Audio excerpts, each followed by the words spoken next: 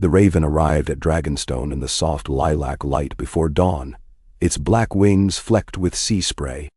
It alighted upon the carved gargoyle outside the Tower of the Sea and croaked once, sharp as the breaking of ice. Daenerys Targaryen, barefoot, silver-haired, 14 summers old, felt the bird's cry tremble along the castle's stone like the echo of some half-forgotten heartbeat. She lifted her lantern, and in its glow, the message tube shimmered like a sliver of obsidian. Her mother's chambers were hushed but not empty. Queen Rhaella sat at the window, gray thread silvering her once ebony hair, staring south across Blackwater Bay toward a city that had long ago ceased to feel like home. Beside her, the 3 dragon eggs, gifted by the magisters of Pentos years before, rested upon a velvet cushion of crimson and gold. They were smoother now than when first presented, scales polished by nightly caresses of mother and daughter alike, veins of jade and amethyst pulsing faintly beneath their shells. "Another summons," Daenerys said, sliding the scroll free. Her voice carried more certainty than she felt. Rhaella's eyes, pale lavender and weary from seasons of exile, flickered to her daughter. "Read." Daenerys unrolled the parchment. The hand that had penned it shook. Ink blots clustered like mildew across the margins. "Come." No signature, no sigil. Yet she felt her father's voice in the single word, ragged, commanding, and terrified all at once. King Aerys II, the dragon grown rabid, called her home. Rhaella's lips tightened. "He begs now, does he?" "He bleeds," Daenerys answered, though she did not know how she knew. Each night for a moon's turning she had dreamed of wildfire blooming beneath the red keep, of a pyre so hot the stone itself wept. Sometimes she woke tasting ash. Other nights she woke with the certainty that her father, somewhere far away, was dying by inches, devoured from within by the very flames he worshipped. Across the narrow table lay a letter from Prince Rhaegar in his flowing, delicate script. "Father fades. The maesters say the burn fevers eat his marrow. If the realm is to endure, you must bring Daenerys, and whatever gift the gods have planted in her, back to King's Landing." A year earlier, during the black fever that ravaged Driftmark, Daenerys had knelt beside a sexton whose lungs were drowning in their own blood. On impulse she pressed her palm to his brow, whispering old Valyrian words she barely understood. When she lifted her hand the man inhaled, free and full, as though the fever had never claimed him. Word spread. Some called it sorcery, others, miracle. Rhaella, seeing whispers grow dangerous, spirited her daughter back behind Dragonstone's walls. Now the realm itself knocked upon those walls. "We cannot refuse," Daenerys said softly. She stared at the dragon eggs. The black and scarlet shell of the largest seemed to throb like a living heart. "If there is a chance, any chance, I can mend him. The wars that Rhaegar fears need never ignite." Rhaella closed her eyes. "The last time I looked upon your father, he ordered a man burned alive, merely for wearing Taroshi purple near the court. If you fail, he may do worse. If I succeed, then every lord who circles like a vulture will have his wings clipped," the queen whispered. "Very well, we sail with the tide." The red keep stank of vinegar, soot, and sickness. Where once fountains sang, braziers now smoldered. The smoke lingered in the hall like grieving spirits. In the throne room, beneath the Iron Throne's shadow, Prince Rhaegar waited in robes the color of storm clouds, crown of rubies upon his brow. His eyes, amethyst, calm, unreadable, lit when Daenerys entered. "Sister." He took her cold fingers, warming them between his own. "The realm balances upon a blade's edge. Lord Tywin has quit the city, leaving father only pyromancers and lickspittles for counsel. Already whispers drift north and west. Baratheon hunts, while Stark broods. If Aerys dies mad, there will be blood. Ben-Chan. And if he lives? Only the gods know." A weary smile. "Come, he asks for you." They passed white-armored Kingsguard kneeling like marble statues. Sir Barristan, helm beneath one arm. Sir Jaime Lannister, golden-haired and strangely blank-eyed. Sir Arthur Dayne, whose unsleeping vigil lent bitter grace to corridors otherwise haunted by fear. As she walked, Daenerys felt the castle's pulse. Each flagstone a drumbeat, each torch a heartbeat, guiding her to the rotted door of Maegor's Holdfast where her father lay. Aerys Targaryen, once resplendent, now sprawled upon tangled linens, beard matted with bile. His eyes were twin furnaces, flickering green like wildfire caught in a gale. Around him the air reeked of burnt flesh. Parchment-thin scars covered arms and chest where, in mania, he had tested molten candles against his own skin. He tried to rise when she entered.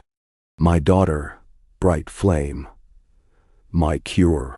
He coughed, and blood pattered upon the coverlet. "Heal me. Burn it away." Daenerys swallowed dread. Fire consumes, but sometimes, she sensed, fire could cleanse. She knelt beside him. "Father, Dial, listen to my voice." She pressed a hand to his brow.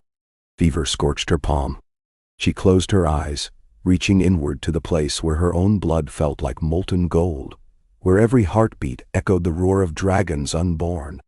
Heat flooded her veins.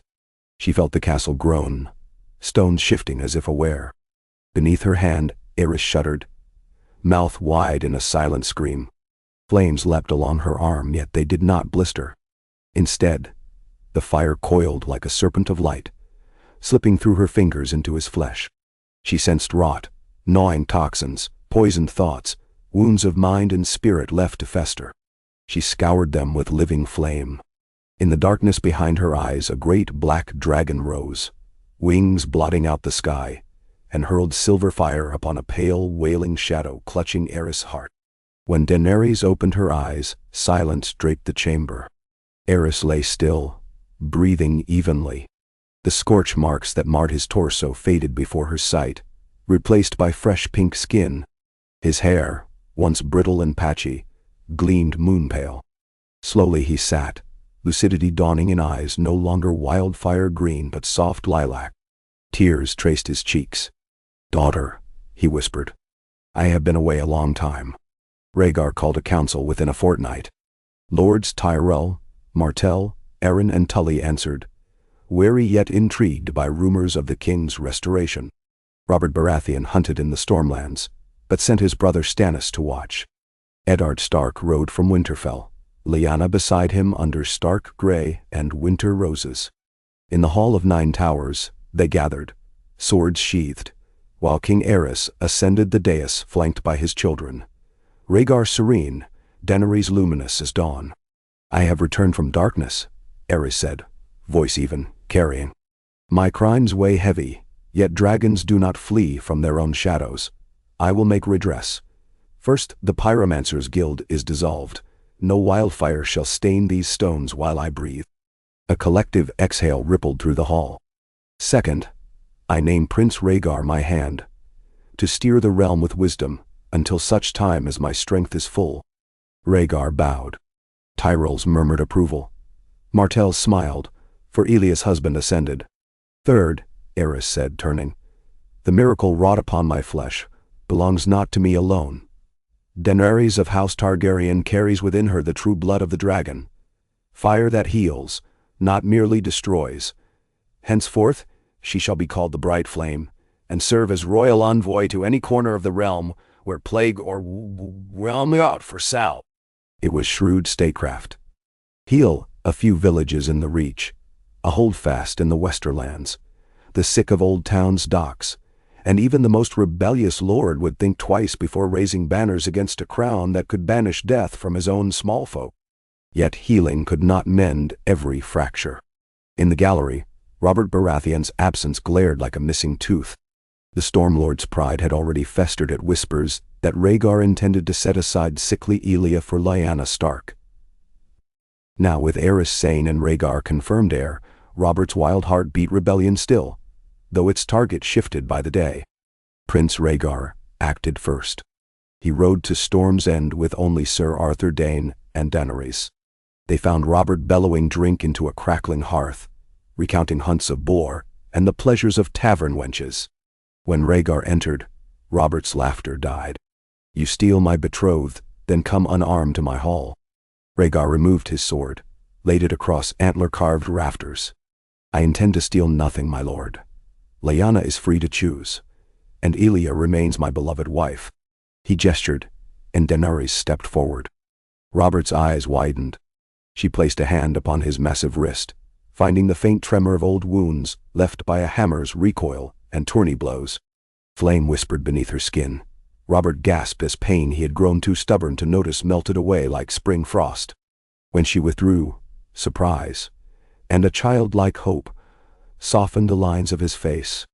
"A gift," Rhaegar said gently, "from your king." Robert's loyalty, always tied to heart and belly, bent like soft iron. He pledged fealty anew beneath Storm's End's wind-carved battlements, and later, by moonlit sea, thanked Daenerys with awkward courtliness. She saw in him both the great bear and the lonely boy, and she wept after, knowing how close the realm had come to ruin by his hand. Yet the greatest test waited far north. At Winterfell's Godswood, Lyanna Stark stood beneath the red-leaved heart tree, dreams of adventure smoldering in gray eyes. When Rhaegar arrived, harps slung across his back, snow spiraled around them in languid flakes. "I wronged you at Harrenhal," he said without preamble. "In crowning you queen of love and beauty, I chained you to rumor more cruel than any cell." Lyanna's laugh was bitter. "Rumor fashioned by bored lords and fatter ladies. I need no songs of me penned. I ask pardon." He knelt, surprising her. "And offer a boon. My sister can heal hurts of flesh. Perhaps I may soothe pride."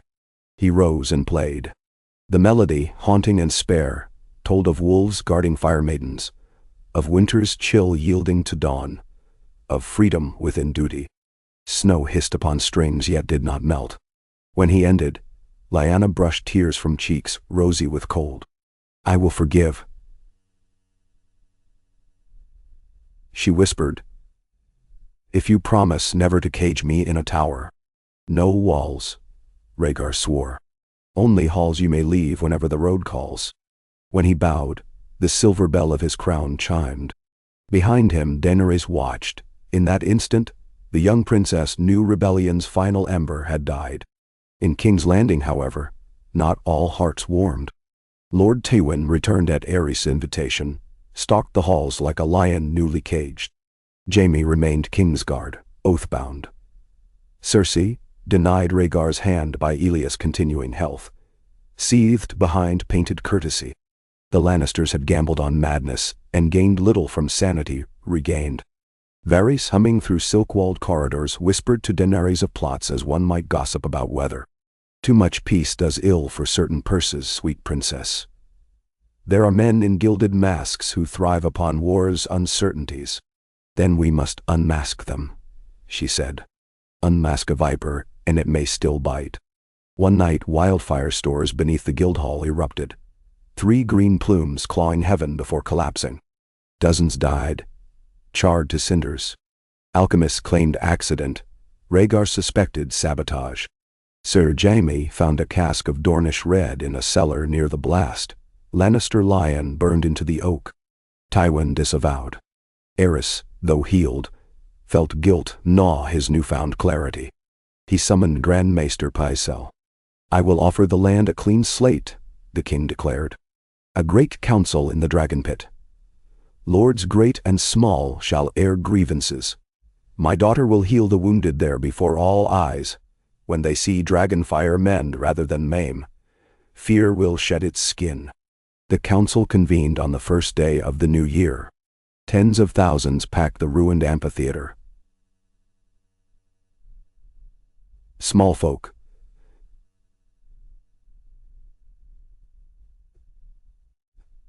septons, free city envoys. High above, sun spilled through the broken dome, tracing motes of dust around Daenerys. The wounded lay on litters, burned dockworkers from the wildfire blast, plague-ridden children from Flea Bottom, sellswards with infected arrow gouges. One by one she touched them. Flames blossomed, gentle blue, and sores closed. Fevers cooled, skin knit. Gasps turned to hymns. Strangers knelt, murmuring, "Bright flame." In the high tiers, Tywin Lannister's jade gaze flickered. Though his face remained marble, the lion within snarled. Peace forged by miracles was peace not brokered by gold or force of arms, peace that owed him nothing.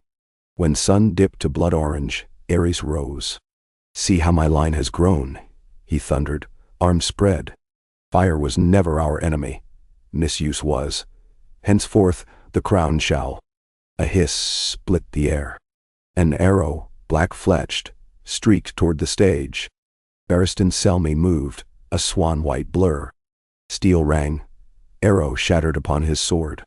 Yet chaos erupted. Cloaked men drew steel. Smoke bombs spewed orange haze. Voices screamed. Daenerys stood unmoving amid whirling ash. Her eyes burned with inner flame. She raised both hands.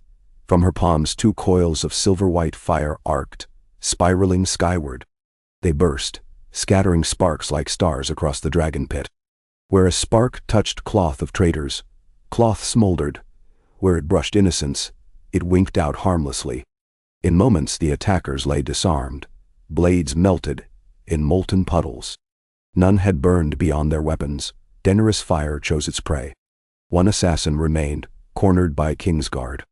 He spat, ripping off his mask to reveal a gaunt face marked by dried tears of green dye. "Pyromance's son," Jaime muttered. Recognition dawning. They bribed him with vengeance. "Who is they?" Rhaegar asked softly. The prisoner laughed. Lips cracked with hate. "Gold. Always gold. Ask the lion whose cub sits the king's side." Tywin's nostrils flared. A slander by a madman. Aerys, remembering old cruelties, felt madness brush his healed mind, cold fingers seeking purchase. But Daenerys laid her hand on his sleeve. "Madness ends here," she said. She knelt beside the assassin. "Tell me who filled your purse, and I will let the gods judge you with mercy.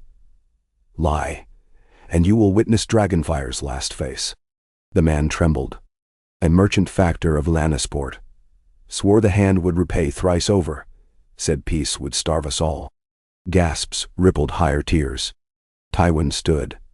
"My king, this is a mummer's farce. I would see this liar's tongue removed." "Truth need not fear tongues," Aerys replied, voice measured. He turned to Barristan. "Take the factor. Search his ledgers."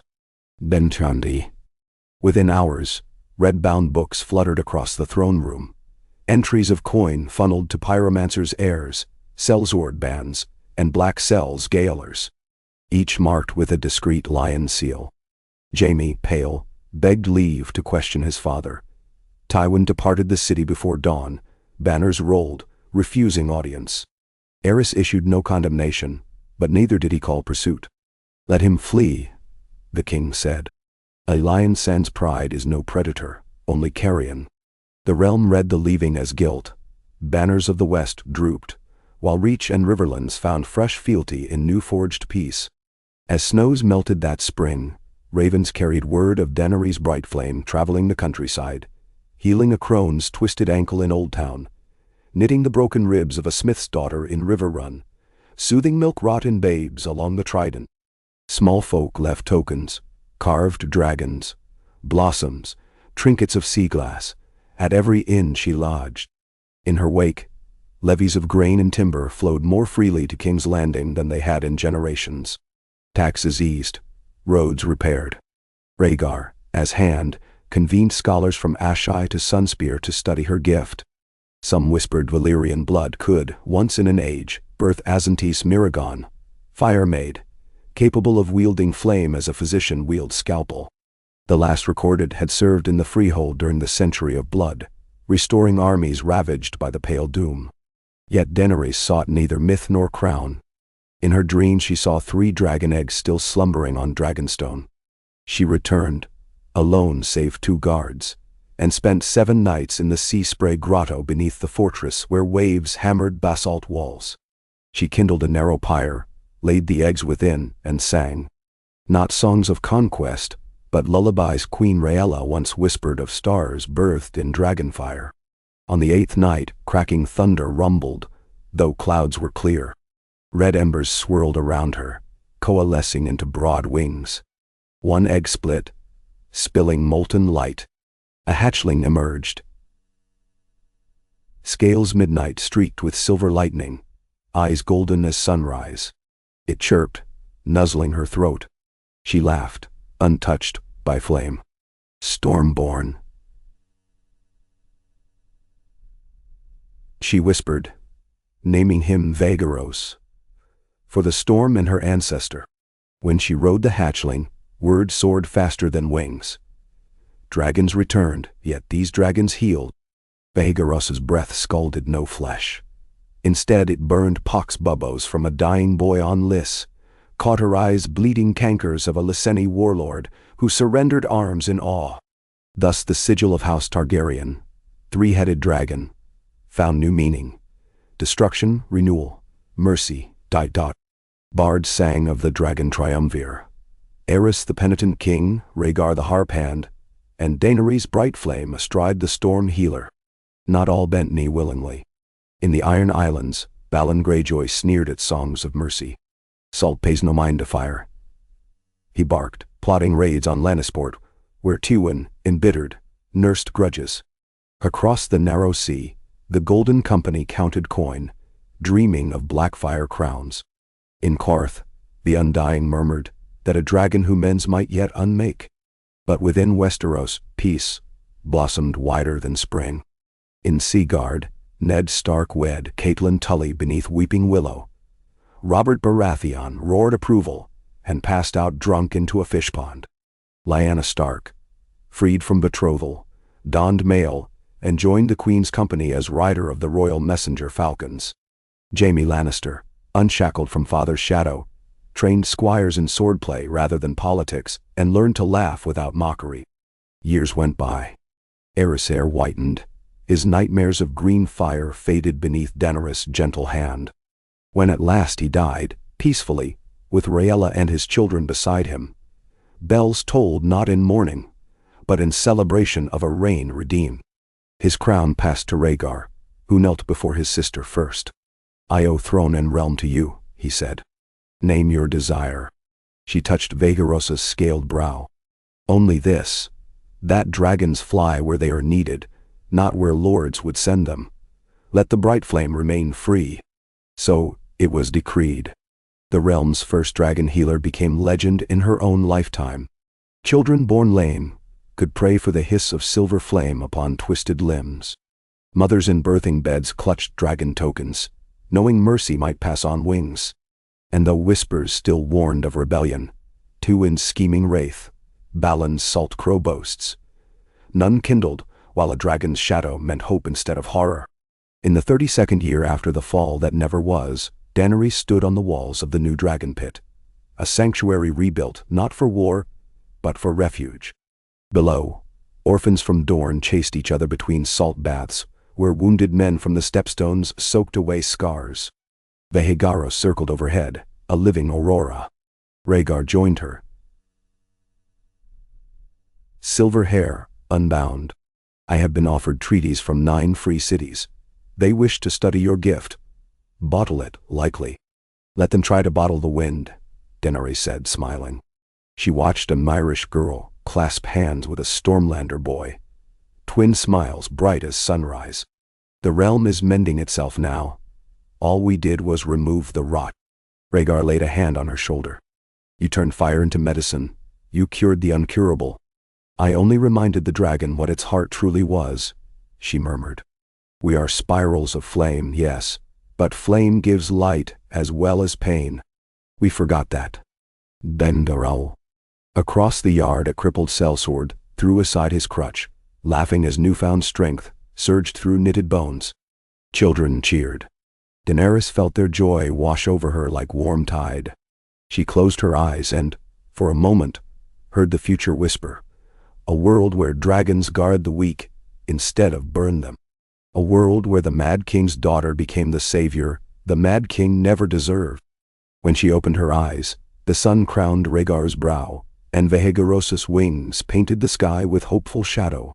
The banners atop the battlements stirred. A 3-headed dragon, argent on field of deep crimson, each head crowned with a different virtue. Power, wisdom, mercy. And beneath those wings, the 7 kingdoms flourished, not in conquest, but in healing. Proof that sometimes the greatest rebellion is simply choosing to mend what others would shatter. Okay. Ha. Oh. When the last stars bled out of the sky and dawn smoldered upon King's Landing's copper roofs, Daenerys' bright flame stood in the Tower of the Hand listening to the city wake. The gulls' ragged cries mingled with distant laughter from the street of silk and the clatter of carts rumbling toward the fish market. 4 years had passed since the Dragon Pit Council, 4 years since wildfire fears, and Lannister gold nearly shattered a realm newly stitched together. In those seasons, the city had grown fat on peace, walls repaired, cisterns cleared of rot, and the Blackwater's quays swarmed with jade-hulled Summer Isle cogs instead of blockade galleys. Yet Daenerys felt unease coiling in the wind like a serpent scenting blood. She pressed her palm to the stone sill. Heat shimmered beneath her skin in answer, the same soft pulse she had learned to trust as warning. Vahagarros, now thrice the height of the Seahorse Tower, lay coiled on the hill above the dragon pit, dozing amid datura blossoms that sprouted wherever his silver fire had kissed soil. The great doors of the sanctuary were open, and she could see children darting between his folded wings, daring one another to touch a thunder-black scale. Vahagarros let them, snoring clouds of harmless spark motes that floated like fireflies before winking out. They grow reckless because peace has made them brave, Rhaegar said behind her. He entered silently, hair loose over a dove-gray doublet embroidered with notes of a silver harp. Had you told me in my boyhood that small-folk babes would play Tig among dragon talons, I would have thought you cruel. Peace dulls claws as often as it softens hearts, she murmured, still watching the children. I worry they forget claws exist at all. Rhaegar set a bundle of parchment upon the carved table, report sealed in green wax, stamped with a crowned lizard lion. I've had word from the Shield Isles. Euron Greyjoy's black sails prowl past Greenshield every moonrise. His men land only long enough to carve teeth towers into the sand, and leave flayed seabirds nailed to the pier pilings. Balon declares ignorance. Yet the captains whisper of krakens rallying around a new banner. A red-eyed squid clutching a dragon by the throat. Mend. Daenerys turned, pupils narrowing. An omen he intends to make real. Tywin Lannister, too, stirs. Ravens from Casterly Rock speak of fresh levies drilling beneath crimson banners, re-dyed so deep they gleam near black. Rhaegar flipped another parchment. And across the narrow sea, Bittersteel's bastards have sold the Golden Company's contracts, taken coin from Volantis, and now sail west with 12,000 spears. They proclaim a new king, Aenys Blackfire, 5th of his line. She exhaled slowly. 3 storms at once.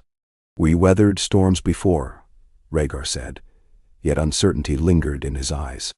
He had spent these years governing with patience, undoing father's cruelties, mending lordly prides, establishing the free clinics of the Bright Flame in every city large enough to boast a sept.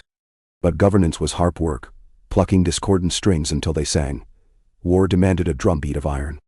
Rhaegar's fingers, long and deft, tangled now in the laces of his sleeves, as if searching for chords no harp could answer. Daenerys brushed her knuckles against his wrist, a silent comfort. Storms break upon stone that does not yield. Tell me the worst of your fears so we may name them. The realm we built rests on trust in mercy. He gestured toward the windows where the city's shouts rose like joyous birdsong. A single day of fire and screams will remind every man of the old terrors. They will say the dragon's promise was a lie, that Bright Flame's fire heals only when she chooses, and who can trust a power that decides who burns and who mends. A memory surfaced, Aerys' body trembling beneath her palm, her flame licking rot from his marrow. She had felt the fork where life and death met. One path turned bone to ash, the other to honed steel. She had chosen steel. I will never let the realm forget the choice is mine. She said quietly, and that the choice is mercy. She rolled the maps open, tracing Blackwater Rush to the sea. Show me where the Kraken slithers. They sailed at dusk aboard the Queen's Glory, a sleek, Valyrian-cut hull given by the Sea Lord of Bravos in gratitude for healing plague among his stepdaughters. Rhaegar insisted on small company. Barristan Selmy, still tireless though snows streaked his hair. Sir Jaime Lannister, golden and solemn, sworn doubly now to dragon and realm. And Lyanna Stark, wolfish grin flashing beneath a silver half-helm. Each commanded 50 picked knights and archers clad in grey cloaks, stitched with a blazing comet, the sigil of the Dragon Envoy Corps that followed Daenerys in her pilgrimages. A brisk wind bore them to Greenshield. From the forecastle Daenerys watched moonlight rip gleaming wounds into the water's skin. Vahagaros soared overhead like rolling thunderhead, his wing beats setting the mainsail snapping. On the deck, Lyanna leaned against the rail, braids whipping. Euron's no Balon. He dreams bigger. Dreams drown lesser men. Dreams are harmless until they find coin, Daenerys said. Someone funds his raids. A lion's hoard, perhaps, Lyanna muttered. She flicked a dagger between nimble fingers. Or Blackfire gold. A kraken, a lion, and a black dragon. Sounds like a children's riddle with a bloody answer. They made landfall at dawn. Greenshield stank of smoke and seaweed strewn like entrails across the strand. A pyre of fishing skiffs smoldered near the tidal flats, their masts warped into grotesque claws. The lone survivor, a girl no older than 8, crouched amidst driftwood, clutching a doll gutted by salt. Daenerys approached. The child recoiled, eyes glassy with shock. Seawater crusted her hair like frost. Daenerys knelt in the ash, whispering Valyrian words older than the freehold. Heat flowed gentle as summer rain through her fingers, but she did not burn. Splinters slid from the girl's palms as skin knitted. Only when the last wound closed did the child speak, voice a cracked shell. They came riding foam, tall men with eyes like drowned moons. They took my brother to drown him proper, said the old way was returning. Her sob sliced the quiet. He can't swim. Daenerys gathered her close. The old way ends tonight, she promised. She rose. Skirts whispering ash.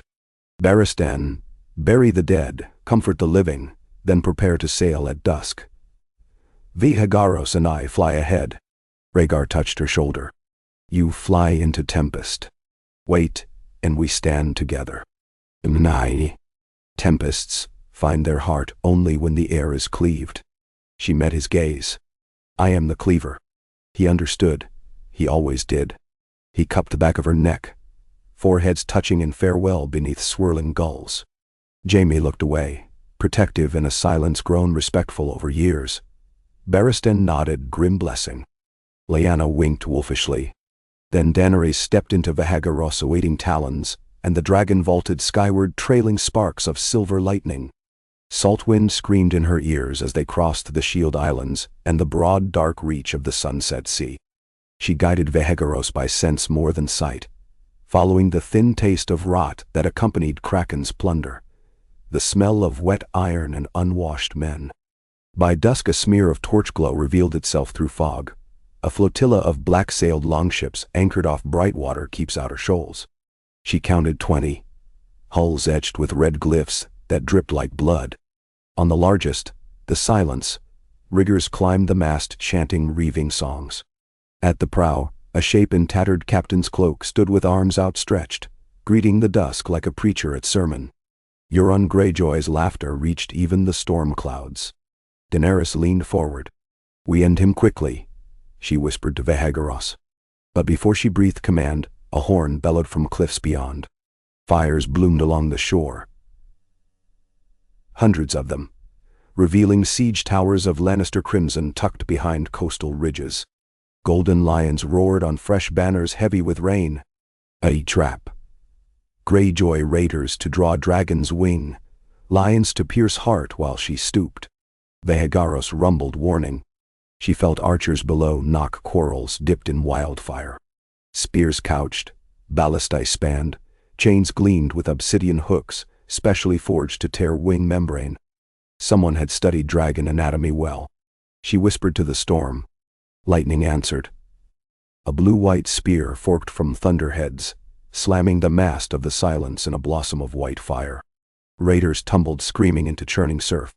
Euron, coat aflame, laughed louder, arms upraised like prophet welcoming rapture. Ballista bolts shrieked upward. Vahagoros banked sharp. 2 projectiles grazed as mere bee stings, but a third, barbed with obsidian, lodged near his left shoulder. The dragon roared, spiraling above the fleet.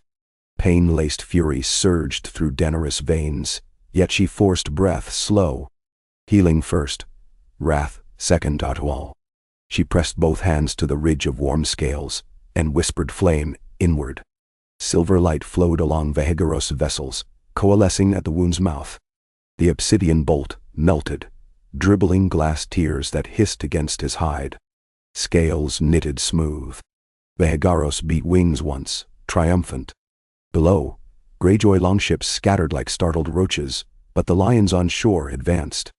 Ziga towers rolled on greased logs toward Brightwater's walls. Red-plumed captains directed lines of infantry whose shields bore the device of Casterly rock wreathed in black flame. A new heraldry, darker than any Lannister had flown.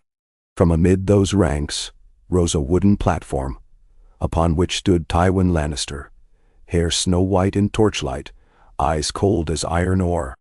Beside him, a maester in chain and crimson robe brandished a bronze cylinder that hissed green fumes. Miniature wildfire sprayers stolen from alchemists' vaults. Tywin's lips moved. Daenerys could not hear words but knew their taste. Bitter conquest. She readied flame, not gentle healer's warmth, but the juddering core of volcanoes. Yet before she unleashed it, a shadow slid across the clouds behind, massive wings, darker than night. A second dragon, scales of tarnished gold, swept overhead roaring challenge. Her heart hammered. Only 2 dragon eggs had lain unhatched on Dragonstone, the copper green and the gold. She had tried a dozen times to lull them into life.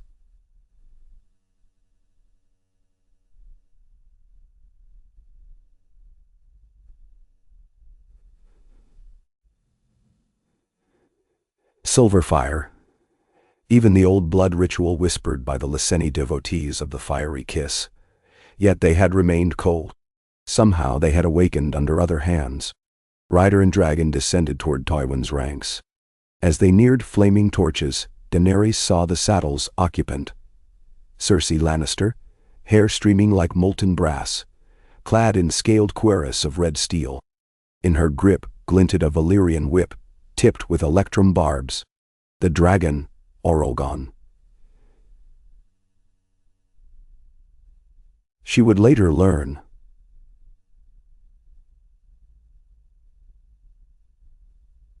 Snarled, exhaling smoke tinged not silver but sickly green.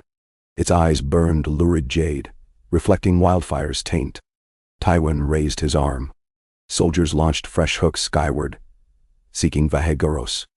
Orelgon banked toward Daenerys, jaws yawning as smoke thickened into rolling green flame. 2 dragons, fire contrary, silver healing against green corruption. So this was the lion's gamble. To show the realm that dragons could destroy again, make bright flame indistinguishable from monsters of old.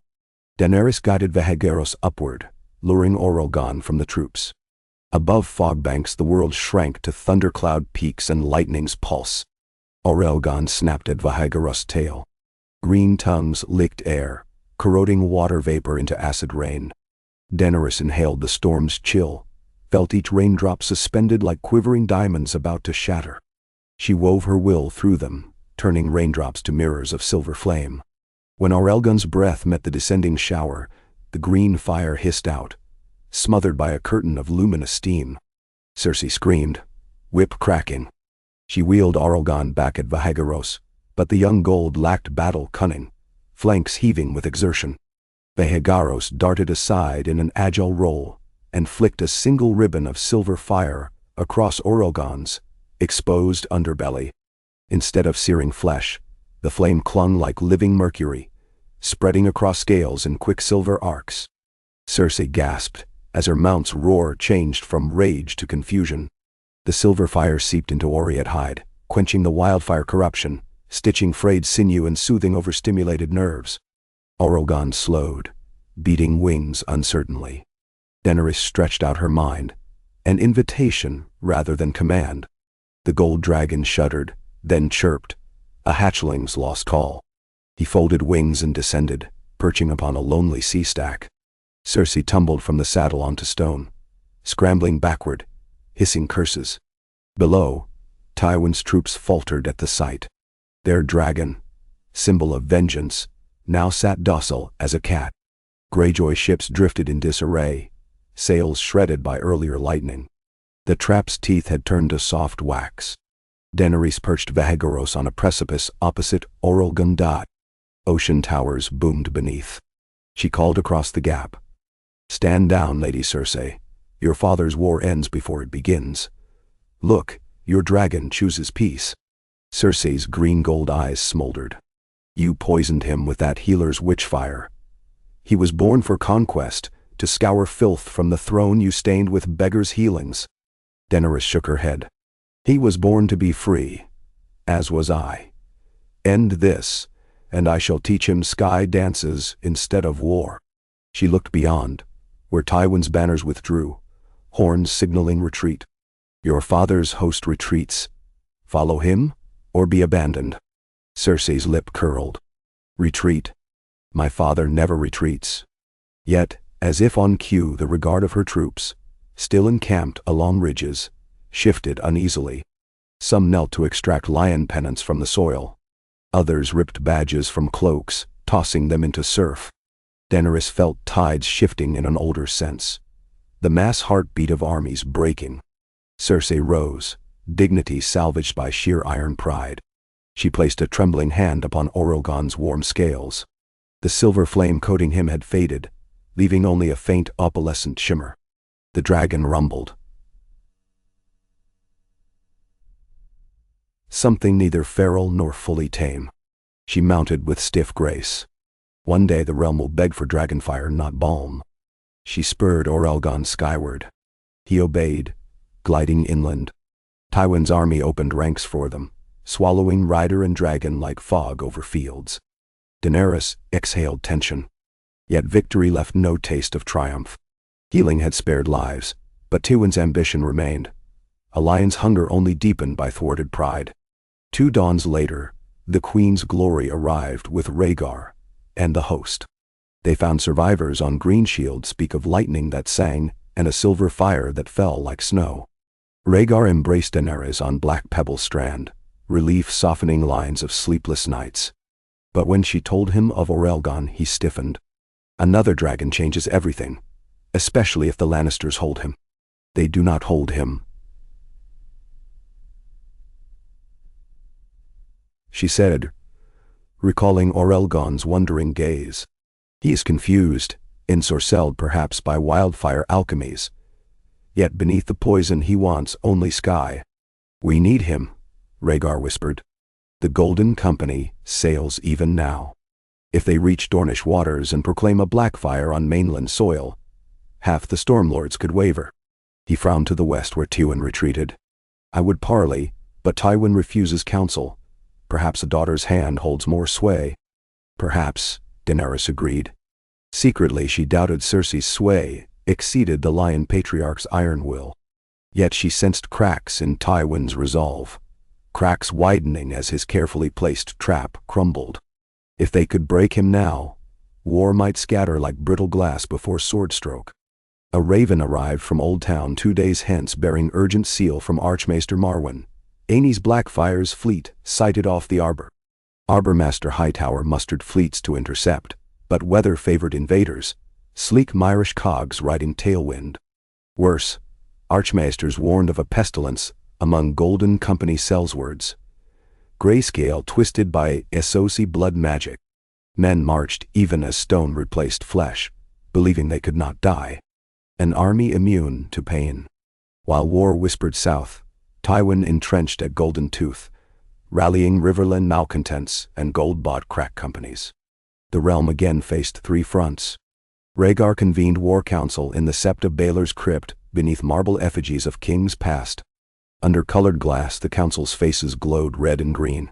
Eddard Stark, Lyanna at his side, Mace Tyrell grumbling yet loyal, Doran Martell represented by Oberyn's steel grin, Stannis Baratheon cold, dutiful. Jaime Lannister stood estranged from Lyon's shadow. Daenerys observed silently, arms crossed. They debated night until voice grew ragged. Finally, Daenerys spoke. We fight 3 fires. Yet fire is my language. Let one flame quench the others. Now. All heads turned. I will fly to greet the Golden Company before they make harbor. Their men suffer half-life stone plague. I will offer cure in exchange for loyalty oaths to the rightful crown. Stannis scoffed. Jaw granite. Mercy for traitors encourages deeper treason. Dead men need no mercy. She replied. Living men remember who spared them. Mace Tyrell stroked whiskers. Can her fire truly reverse grayscale, even twisted variant? She met his eyes. It can try. Rhaegar's expression wavered between faith and dread. And if they refuse? Then Vahageros yields fire. That is not mercy. A hush settled. Finally, Oberyn spoke, voice velvet over steel. Let the bright flame burn or bless. I will ride south with Dornish lances. If she turns them, we welcome new allies. If she fails, we cull remnants before they harden foothold. He flashed teeth. Either way, salt the wound closed. Plan set, they parted. Rhaegar walked beside Daenerys through moonlit cloister. I ask you to promise, should the stone plague cling to you, do not let mercy blind you to risk. One scratch, one breath of tainted dust. She stopped, touched his cheek. Fire remembers its master. I will not falter.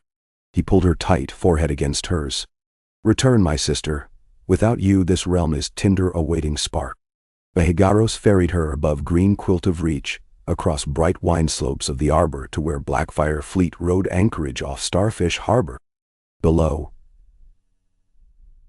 ships formed ragged crescent. A mix of sleek sail galleys and older coggers heavy with horse crates.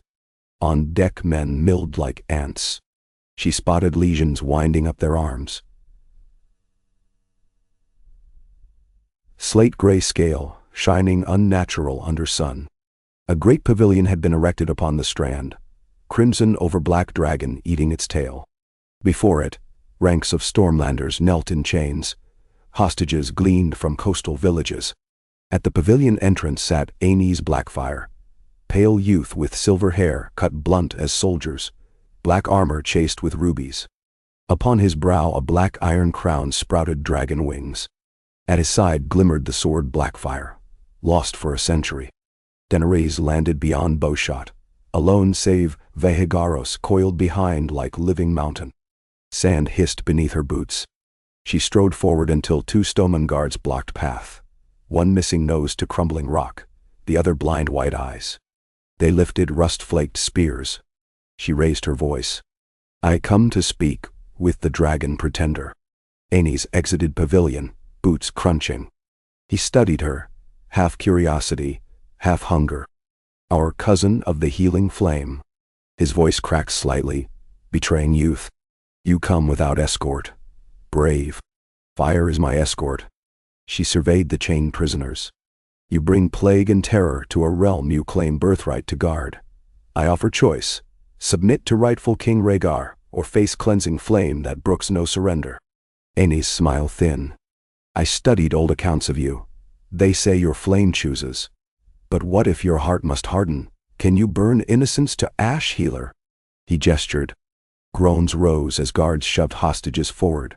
Children, fisher wives, maimed knights. All bore rope burns and bruises.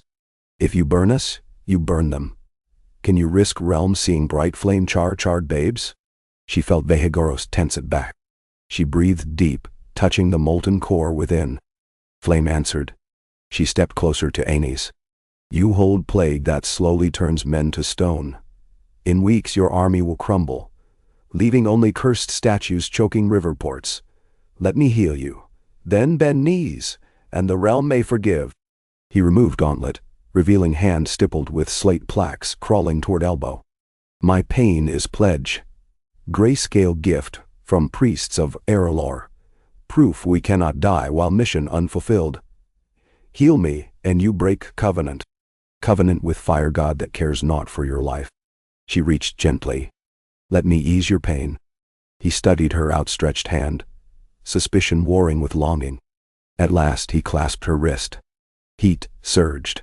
Silver rays spiraled over arm, turning stone to smooth flesh. Gasps rippled among onlookers. Tears welled those dark lavender eyes. Aerys yanked free. No, he whispered hoarsely. Too late to veer. Soldiers vowed blood they believe righteous. Daenerys turned to row of Stoneham. I will cure any who wish life. Murmurs rose. One by one men dropped spears, crumbling into kneel. She moved along line, brushing foreheads, burning plague to steam. Each healed man wept. Some kissing sand. But others, the zealots who saw grayscale as armor, charged screaming. Vehagaros' roar split sky. He exhaled silver cone that enveloped attackers. Plague cracked and fell away like crumbling pottery, leaving men sprawled dazed. None burned. Aerys stumbled back, disbelief shattering resolve. If they follow you, I have nothing. You have your life, she said, and a chance to serve land rather than bleed it. His shoulders slumped. Slowly he sank to knees. He laid Blackfire's sword across palms, offering hilt first. Spare my men. They hungered for cause. You fed them hope. Dain. She accepted blade, surprised by its weightless balance and warmth like living thing. Hope is a feast bottomless, she murmured. The Golden Company's banners fell. Raven flew north bearing news. Blackfire claimant knelt.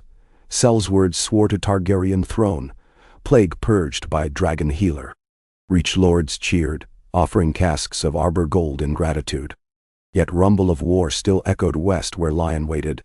Tywin entrenched behind Golden Tooth's towering gates, Orelgon chained within inner ward. Wings manacled by black iron, laced with widow's blood. The dragon's thrashing shook mountain day and night, but Tywin's new maester, Qyburn, expelled from Citadel for unnatural inquiries, dosed the beast with potions laced in basilisk blood. Orelgon's eyes burned green again, tamed not by bond but by agony. When Daenerys arrived at dusk, leading a host of healed ex-Sellswords,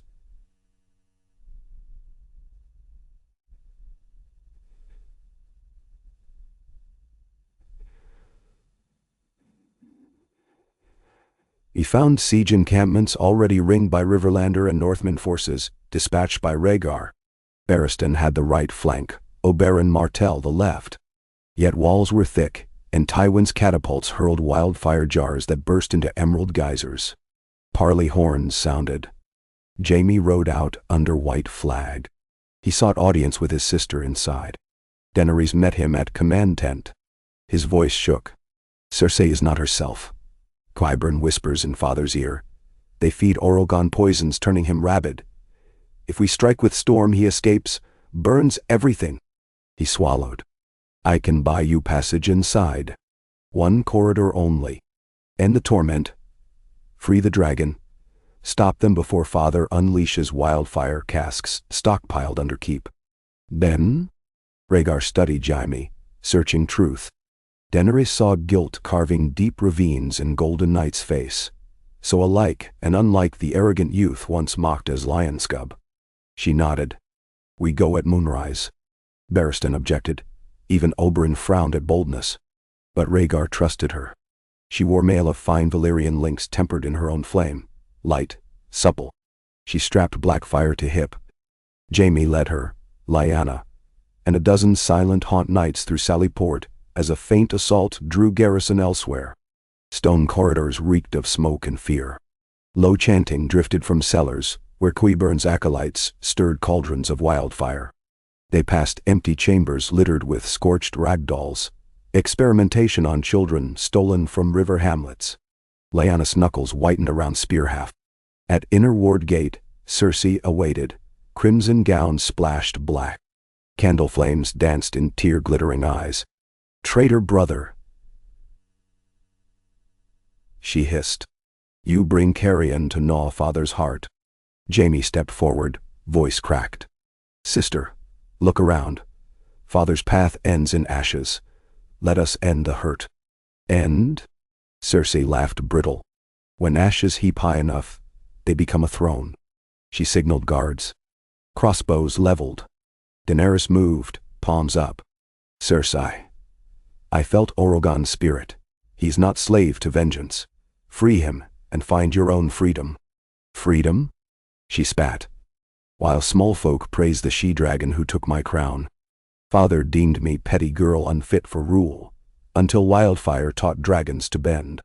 I will show realm how a true queen commands them. And now," she gestured. Gates rattled.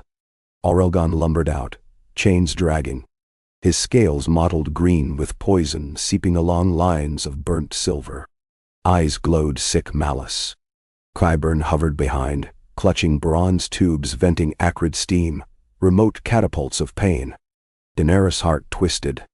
She stepped forward, unarmed save flame. "Aurelgon," she murmured in High Valyrian, voice trembling with empathy. "Remember the sea breeze, the call of gulls, the taste of cloud." She spread arms. "Let me mend." A screech answered. Raw anguish. Dragon reared, green fire flooding throat.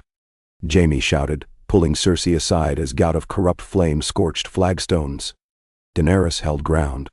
Silver fire rose around her like petals caught in vortex, deflecting green torrent into harmless sparks that fizzled upon ringmail. She began to sing, the same lullaby Rhaella once hummed in Dragonstone nursery. Words old as the 14 flames, promising dawn after endless night. Silver motes drifted, settling on Aurelgon's muzzle. The beast shuddered. Chains groaned as he strained against Qyburn's control rod. Cersei shrieked for more poison. Daenerys advanced, step by patient step, singing.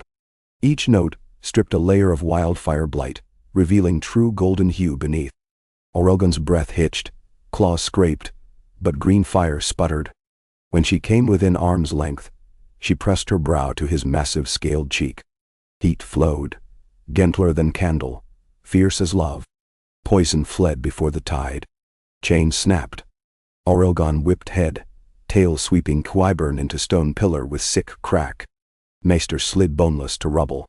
Cersei, eyes wide, backed away. Aurelgon's pupils narrowed upon her, but Daenerys laid a calming touch. "He seeks home, not blood."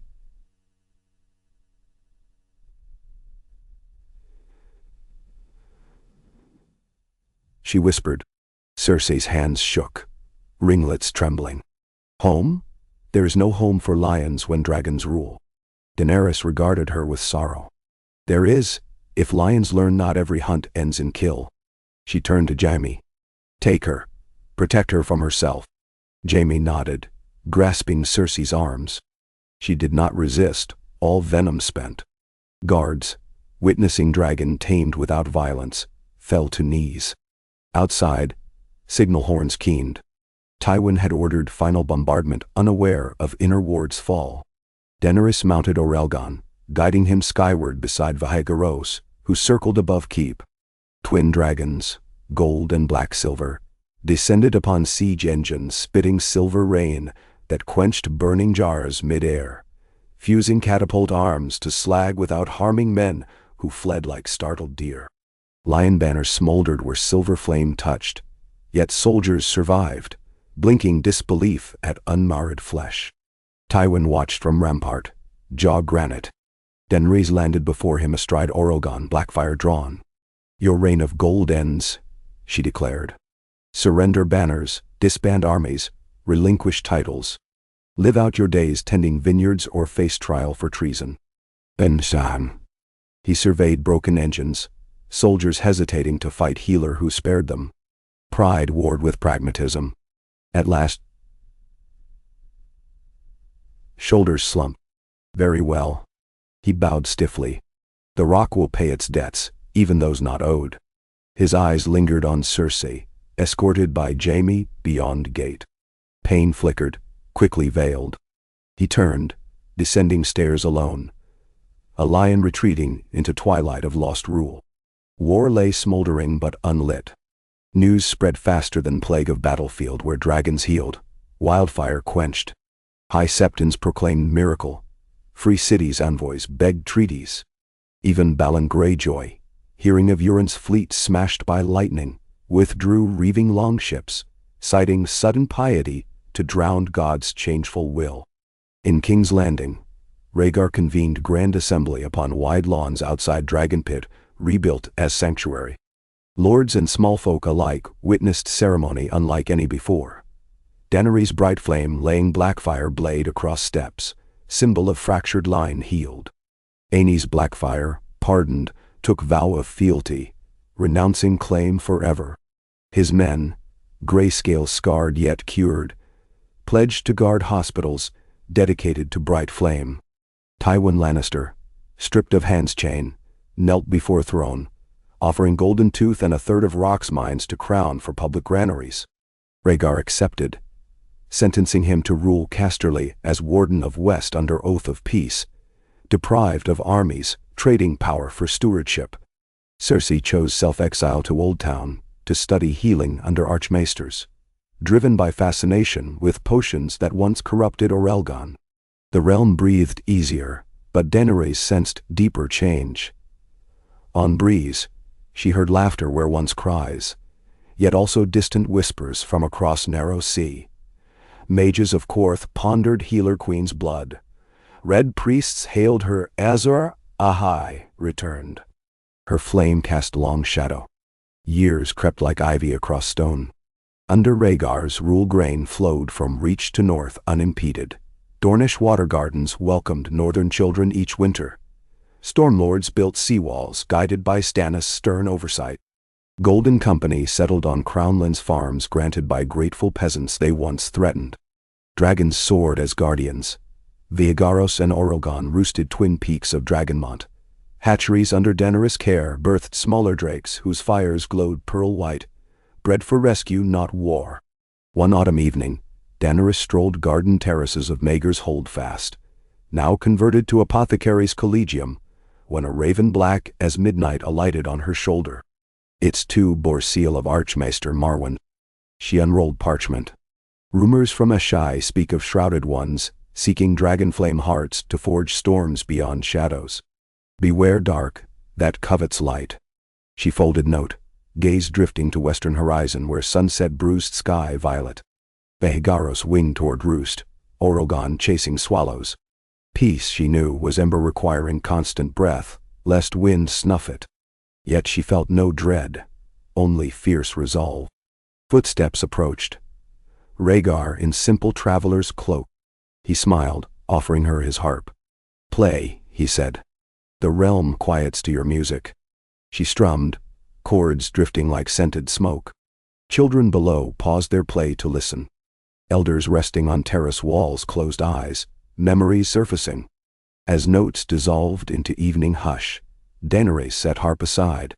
Music soothes, she said, but flame reforms. I will visit Ashai, speak with those who covet storms. She held his gaze. Promise me the realm stays healed till I return. He clasped her hands. The realm knows who heals it. It will await your flame. Lyanna interrupted. Wolf grinned, still mischievous despite streaks of gray now painting dark hair. If you fly to Shadow, you'll need a wolf-eyed scout. And a lion? Jaime added, stepping from archway.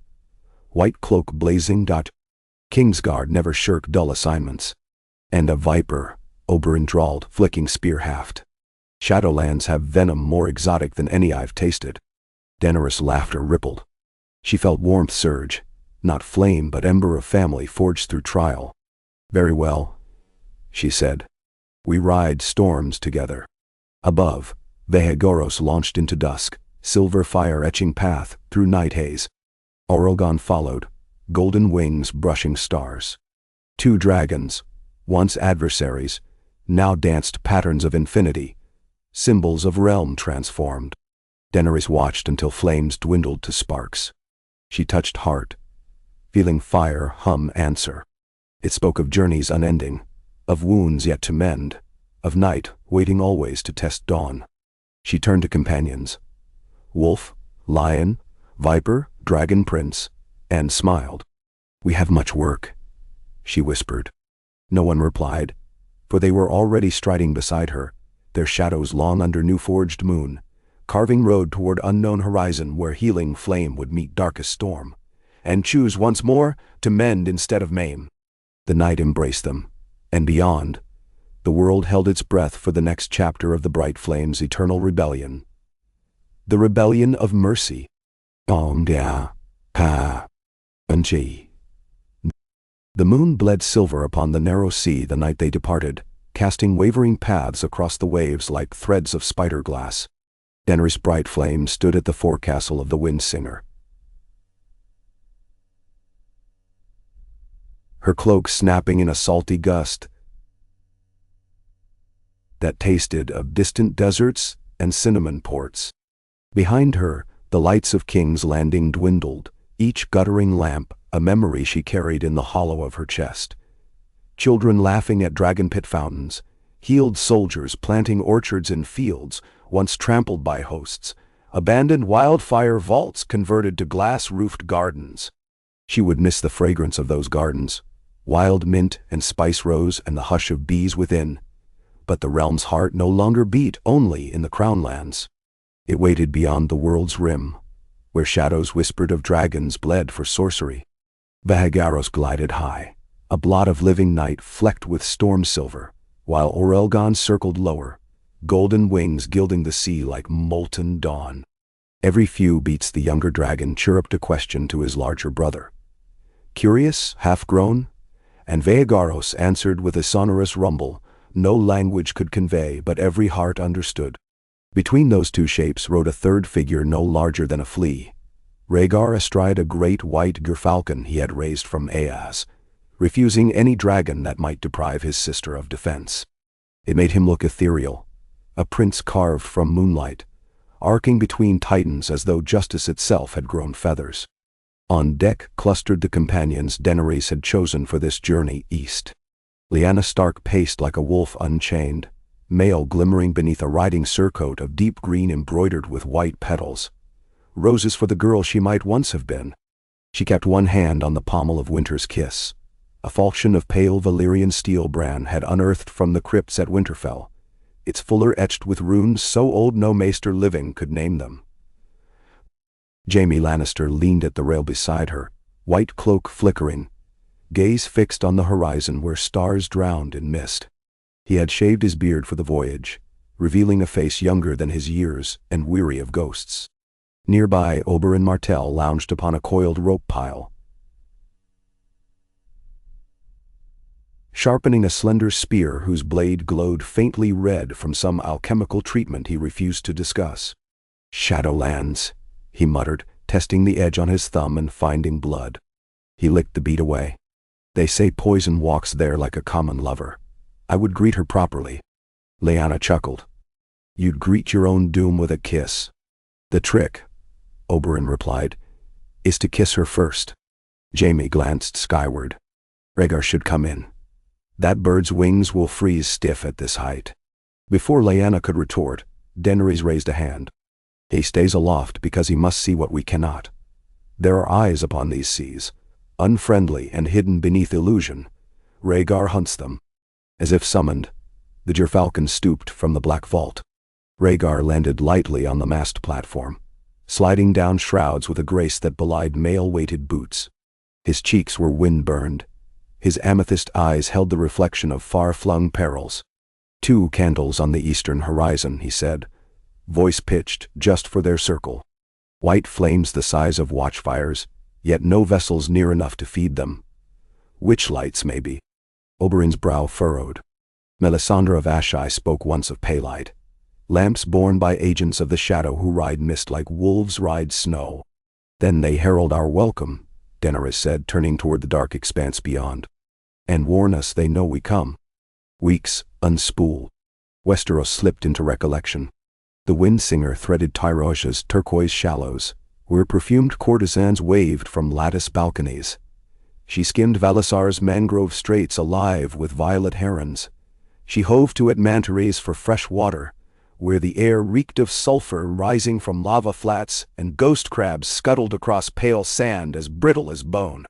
Everywhere the rumors preceded them.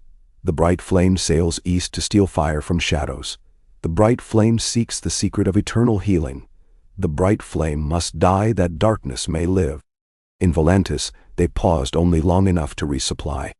At the shipyards of the Black Wall, a red priestess in gauze robes begged Daenerys to enter the temple of Lord Didor. The great other stirs in the Black City beyond the shadow. She warned, flames alone can quench his night, but they hunger for blood stronger than wood or flesh, blood that sings in dragon tongues. Daenerys declined, leaving the priestess wailing behind her. She did not fear flame. She was flame, yet a seed of dread took root. What if the fire in Ashai is not mine to command? They sailed on, hugging the summer coast of Sathorios' vine-choked wild, until jade waters deepened to the wine-dark Jade Sea. A pod of silver-backed whales accompanied them for a day, spouting columns that glittered in morning sun like pillars of glass.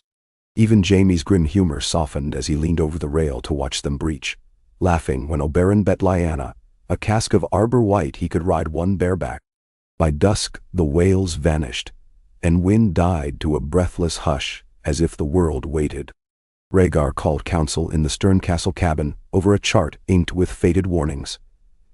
Here there be warlocks, reefs of weeping maidens, Carcosa unmappable. Candles guttered though no draught blew. We near the Saffron Straits, he said, finger brushing the parchment. Ashai lies past that throat. If the straits grant passage, storms there rise from calm like blades from water. Jaime flexed gauntleted fingers. Storms I understand, but what of these shrouded ships that vanish at sunup? Orogon saw one yesterday, Lyanna reported. Black hull, no oars, sails taut in dead calm. When we altered course, it ghosted north and melted into mist. Dambendero. Daenerys felt heat stir in her palms. They court fear. We will not offer it. Oberyn drummed spearshaft on deck planks. Fear is coin accepted everywhere, princess, but we need not pay. Still, be ready. That night, as Daenerys walked the moonlit deck, Vaegoros shrieked overhead, an alarm note she had heard only once before, on the field when dragons of the dead had burst the wall. She followed his gaze to starboard. A shape the length of 3 war galleys rode the waves, carved prow like a dragon skull, ribs of salt petrified wood, arching high above bone-white sails. No lantern glow, yet faint phosphorescence crawled along hull seams, green worms of witchlight. Bell rang thrice. Archers scrambled. Lyanna dragged a ballista swivel to the rail. Jaime unsheathed Widow's wail, whose Valyrian dark rippled crimson in starlight. Rhaegar knocked a bodkin arrow tipped with dragon glass. A voice floated across the water, too loud for human lungs.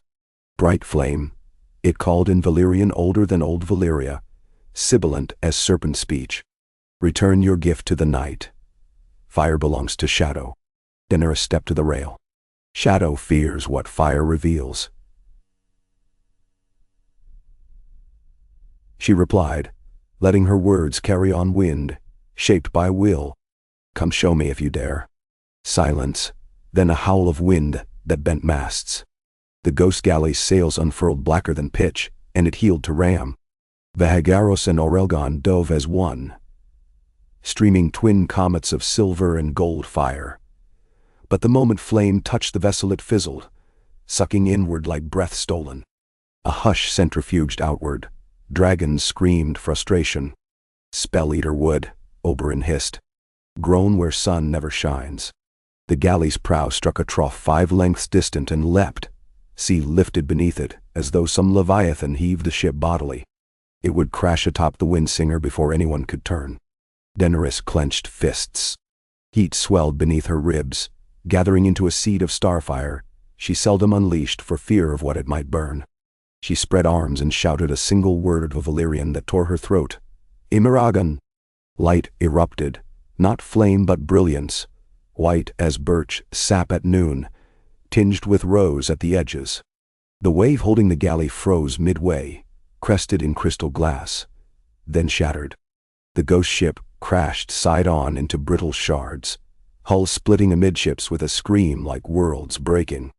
A shockwave of steam engulfed both dragons, yet when it cleared the vessel was gone, leaving water boiling in a great circle. Daenerys swayed, vision swimming gold and black. Rhaegar caught her. "You risk yourself." She steadied on his arm. "Not risk, remind." By dawn the chill had lifted, and the saffron straits lay ahead, two knife-thin peninsulas guarding an ink-thick channel only half a league wide. To north sprawled the ruined city of Carcosa, low domes half submerged, from which rose faint chants that pulled the guts like fish on barbs.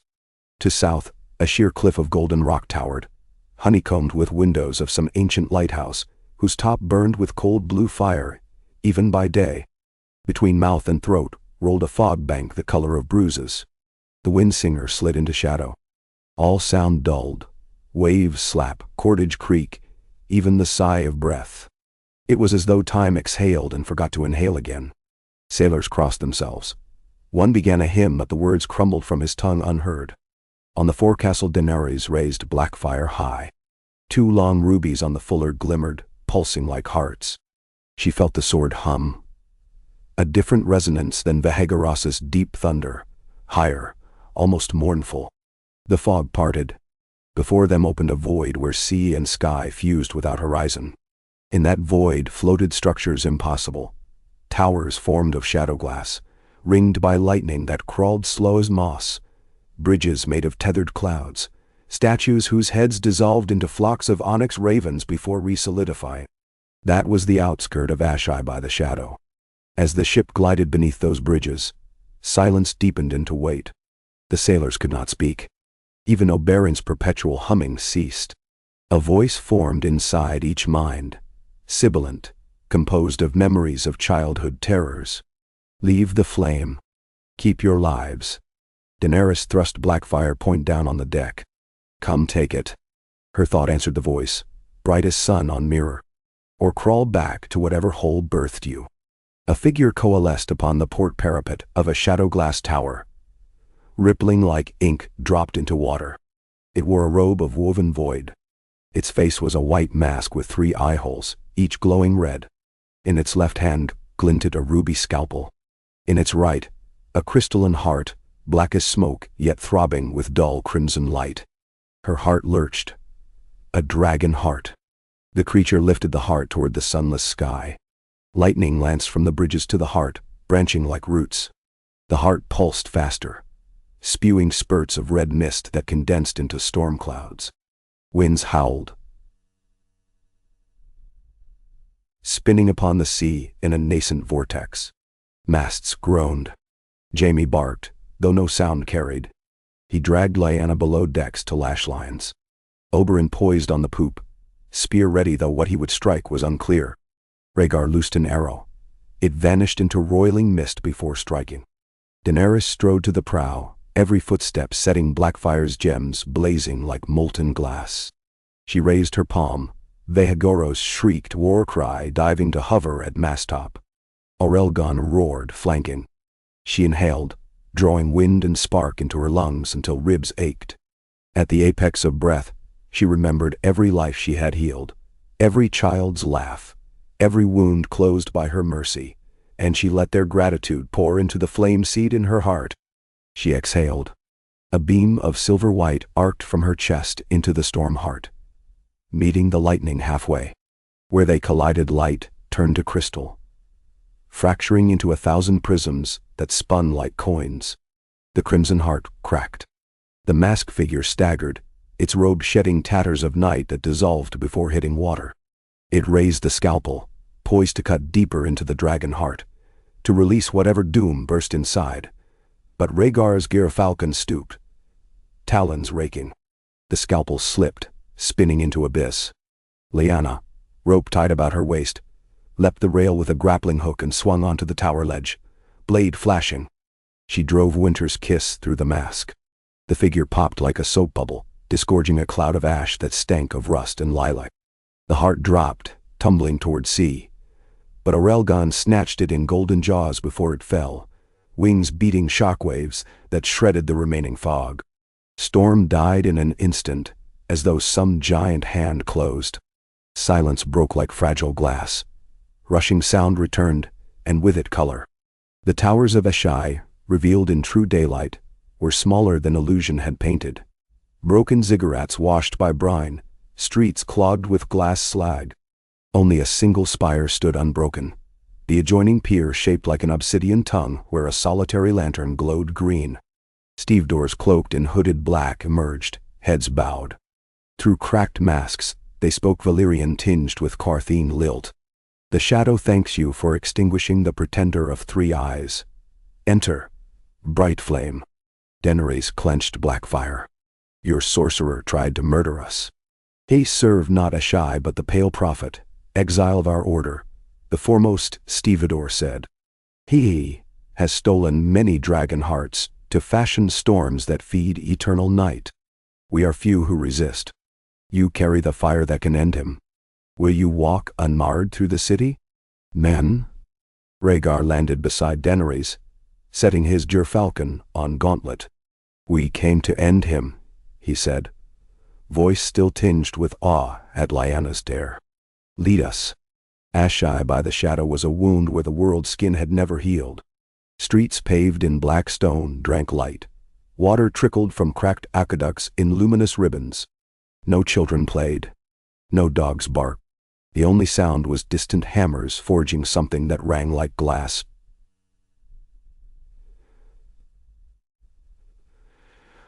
Bone. The guiding stevedores, now unmasked, revealing gaunt faces stained with pitch, explained as they went. We were once thousands, scholars and warlocks. But the pale prophet broke our covenants. He devours dragonflame, believing it shall lift him to speak with the gods beyond shadow. They led the company to a plaza before the last intact tower. A pair of gates loomed, carved with reliefs of snakes swallowing suns. Above, an aperture disgorged dull crimson smoke. This is the mouth of night, the guide said. The prophet labors within. His guard is small, for he holds the heart of Carcharon, the black dread of Leng, a beast greater even than Balerion. Its heart alone boils the sea for leagues. Memso. Daenerys felt a tug within her own breast, as if the heart Aurelgon carried yearned toward its dark cousin. She nodded to the dragon, who set the cracked heart at her feet. It still shivered, alive. She touched it. Pain and longing sang through her bones. She looked up to companions. We end this here, but not by siege. By gift. They flanked her without question. Inside the gate lay a cavernous hall of ribs and stalactites carved into screaming faces. At the far end a dais rose, draped in shadow flame whose tongues licked upward, though no wood burned. On that dais stood the prophet. He wore no mask. His face was a stretched parchment of human skin drawn over skull, too angular. Pupils slits like serpent. From his sockets dripped slow threads of smoking blood. Arrayed behind him on obsidian hangers were 7 dragon hearts, each beating a cadence that rattled the hall like war drums. He crooned, voice echoing between bones. The healer who burns. Bring me the heart you stole, and I shall spare your men. All I need is one more. Yours? To open the way. Dandero. Daenerys stepped forward, Blackfire balanced inverted between her palms. You seek to tear open the gate between living and shadow. But gateway cannot be forced, only invited. She set the cracked heart upon the dais, inches from his bare feet. Accept my invitation. The prophet hissed delight, barbed tongue flicking. He snatched the heart, pressing it to the largest among his collection. A circuit of crimson light ignited, arcing from heart to heart, until all 7 blazed incandescent. The prophet spread arms to soak in the radiance. Daenerys closed her eyes. Her own heart thundered in rhythm. She whispered the lullaby once more, but now each note carried a sharpened edge, not comfort but command. Her flame inside answered with a roar, bursting outward through pores as threads of silver fire fine as spider silk. They snaked across the hall, linking to each suspended heart, threading through fissures like ivy. The prophet felt it too late. He screamed, realizing the hearts did not feed him but tethered him. The cracked heart ruptured, sending fissures through the dais. "Shadow thrives on fear," Daenerys whispered. "I give you hope's mirror, reflection you cannot swallow." She had learned long ago that healing and harm were siblings. Here she turned healing inside out, letting each dragon heart remember the body it had once beat within. The longing that surged was unbearable. Ancient drakes calling for skies lost. From every shard of heart burst spectral dragons, pale and translucent, roaring anguish. They swarmed the prophet, dissolving his flesh like snow in smithy heat. When the last shred of him fell, the tower quaked. Shadow flame guttered, replaced by dawning pink light that shone as though some hidden sun rose beneath the earth. The hearts shattered into stardust, swirling up through vents to scatter over the city like first snow. Where each moat touched stone, corruption flaked away. Cracked cisterns refilled with clear water, black weeds withered, replaced by shoots of mint. Outside, bells cast of jet, silent since the doom, began to toll, tones so pure that tears spilled unbidden down Jaime's cheeks. Lyanna whooped victory, spear raised. Oberyn spun, laughing. Rhaegar pulled Daenerys into embrace so tight she felt every tremor in his ribs. "It is done," he whispered. Daenerys looked around the hall, transformed into crystal garden of light. "Not done," she said softly. "Begun." They remained in Ashai a month, teaching the freed warlocks to nurture the newborn gardens, hatching plans to turn the mouth of night into a hospice where her silver fire would cleanse maladies carried across the Jade Sea. Veigaros and Aurelgon hunted sea worms to feed the starving people, their fires cooking meat sweet as spiced boar. Word spread west on swift gull riders. The Shadowlands bloomed. Envoys came, masked pureborn of Korth, offering caravans of treasure. Shy Yiddish silk traders pledging cloth for new banners. Even a deputation from Lang led by priest queens, who bowed to Daenerys and called her she, who restores the world's veins. One dawn, she knelt amid a ring of children who had never seen true grass. They pressed seeds into soil smoothed by Oberyn's spear butt, covering them with black sand that now gleamed rich and loamy. She breathed silver heat across the bed. Tiny green blades broke surface as if impatient to greet sun. The children laughed, sound like glass wind chimes, the first laughter these ruins had heard in centuries. That evening Jaime found her upon a balcony overlooking the Jade Sea. Waves mirrored blood-gold sunset. He leaned beside her, arms resting on stone. "Your fire changed something in me," he said quietly. "When I raised sword here, it felt weightless, like it longed to heal too." She smiled. "A sword that heals. Perhaps I shall lay it down someday. Let the world's wounds close without more cuts." She met his gaze. "Not yet. The world still needs watchers." "Mentor." He nodded, and together they watched the sun slip beneath horizon, leaving a blush on clouds. They would return to Westeros months later to cheers beyond reckoning. Even Tywin, older, humbler, hair gone ashen, met them at the Red Keep gates, offering a golden scroll of trade concessions from Lannisport to Ashai. He knelt not for show but truth, face wet with what might have been relief that his grandchildren would inherit a realm at peace. The hatchery on Dragonstone thrived. 2 more eggs cracked soon after, yielding a pearl-white she-dragon to whom Lyanna bonded, and a scarlet drake that chose Oberyn after he had wagered he could outdrink its flame. Houses once at odds now vied to plant bright flame clinics.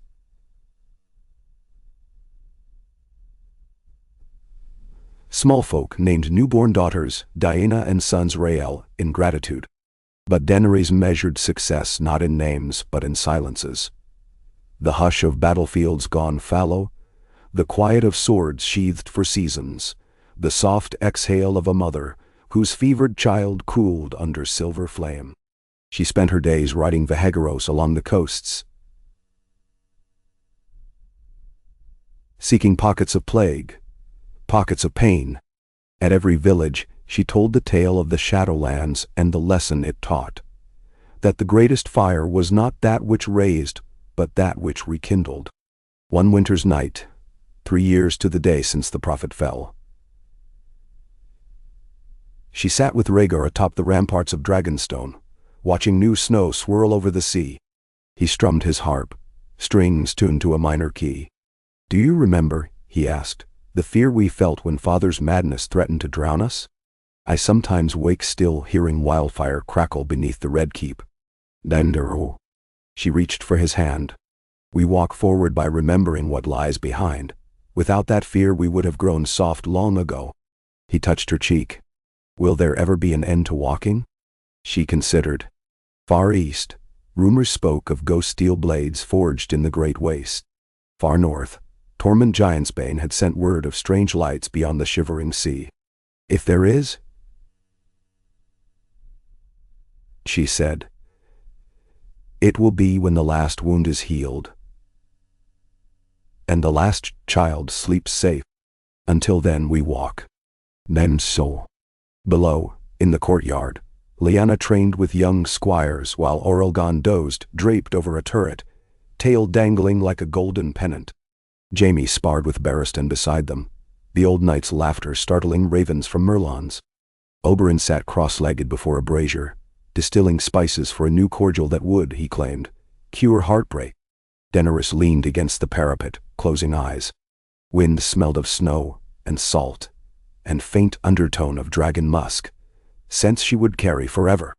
She breathed them in, breathing peace. It was not a fragile peace now, not a candle in storm. It was hearth fire, banked yet blazing, ready to warm endless nights. When she opened her eyes, the sky had cleared to a river of stars. Veigaros roared softly from his perch, silver flame wisping in plume that rose and drifted into the heavens.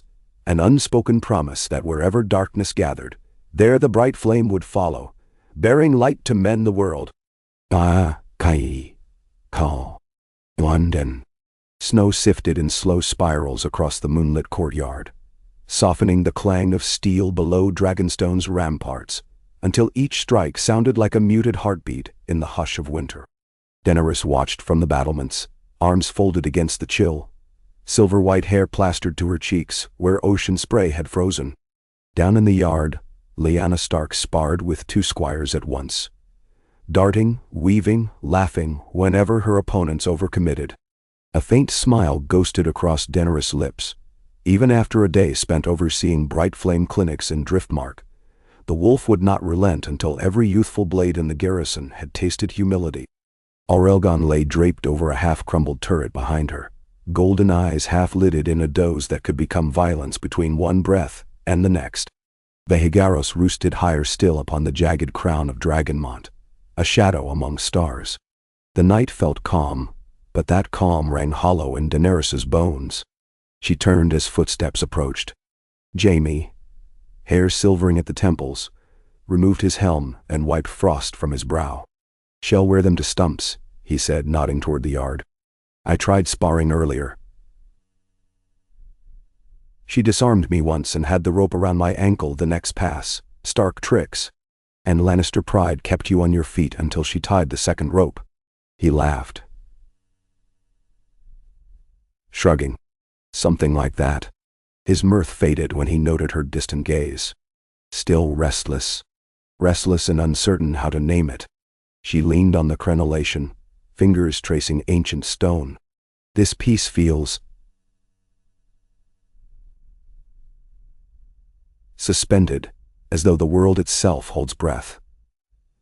I cannot shake the sense that a silent hinge is turning somewhere far away." Jaime considered. After the Shadowlands, anything less than cataclysm must seem suspiciously quiet. Perhaps the hinge you hear is only life opening to ordinary seasons. Ordinary seasons never last here. He touched her arm gently. "Then when winter breaks, we'll ride south and heal the next wound. Until then, allow yourself the gift of stillness." "I will try," she promised, though the words tasted hollow. A horn blew thrice from the sea tower. Torchlight winked along the walls as the night garrison mustered. Daenerys peered seaward and spotted lanterns bobbing through fog toward the main dock. 3 small boats rowed by cloaked figures. No banners flew. Jaime replaced his helm. Visitors without heralds at this hour is folktale folly. They descended the stair as alarm bells began to toll. By the time Daenerys reached the bailey, Lyanna and Oberyn had joined the guard. Rhaegar emerged from the keep's great door fastening his cloak, the white gerfalcon perched on his wrist. The strangers were led between spearmen up the causeway. Their hoods hid faces, but their gait betrayed exhaustion. Shoulders hunched, steps dragging. At Daenerys' nod the guard parted. The tallest figure pushed back his cowl to reveal a gaunt man whose hair, once bright Baratheon black, had gone glacier white. "Stannis," Rhaegar said, surprise softening his features. "You were sighted at Storm's End only last fortnight." The former Lord of Dragonstone bowed stiffly. "Your Grace, we made haste beyond endurance." He gestured to his companions. A masked maester wrapped in gray furs, and a slim girl of perhaps 12. Skin coffee dark, eyes liquid amber. The child clutched a leather bundle to her chest. It pulsated faintly, like a heart encased in vellum. Stannis drew a breath that whistled through cracked lips. "We bring warning from the Thousand Isles, and proof of a peril greater than any we have weathered." Daenerys' gaze fell upon the bundle, her own heart tightening. "Let us speak where walls are thick and hearths burn. Your teeth chatter." Then Nirao.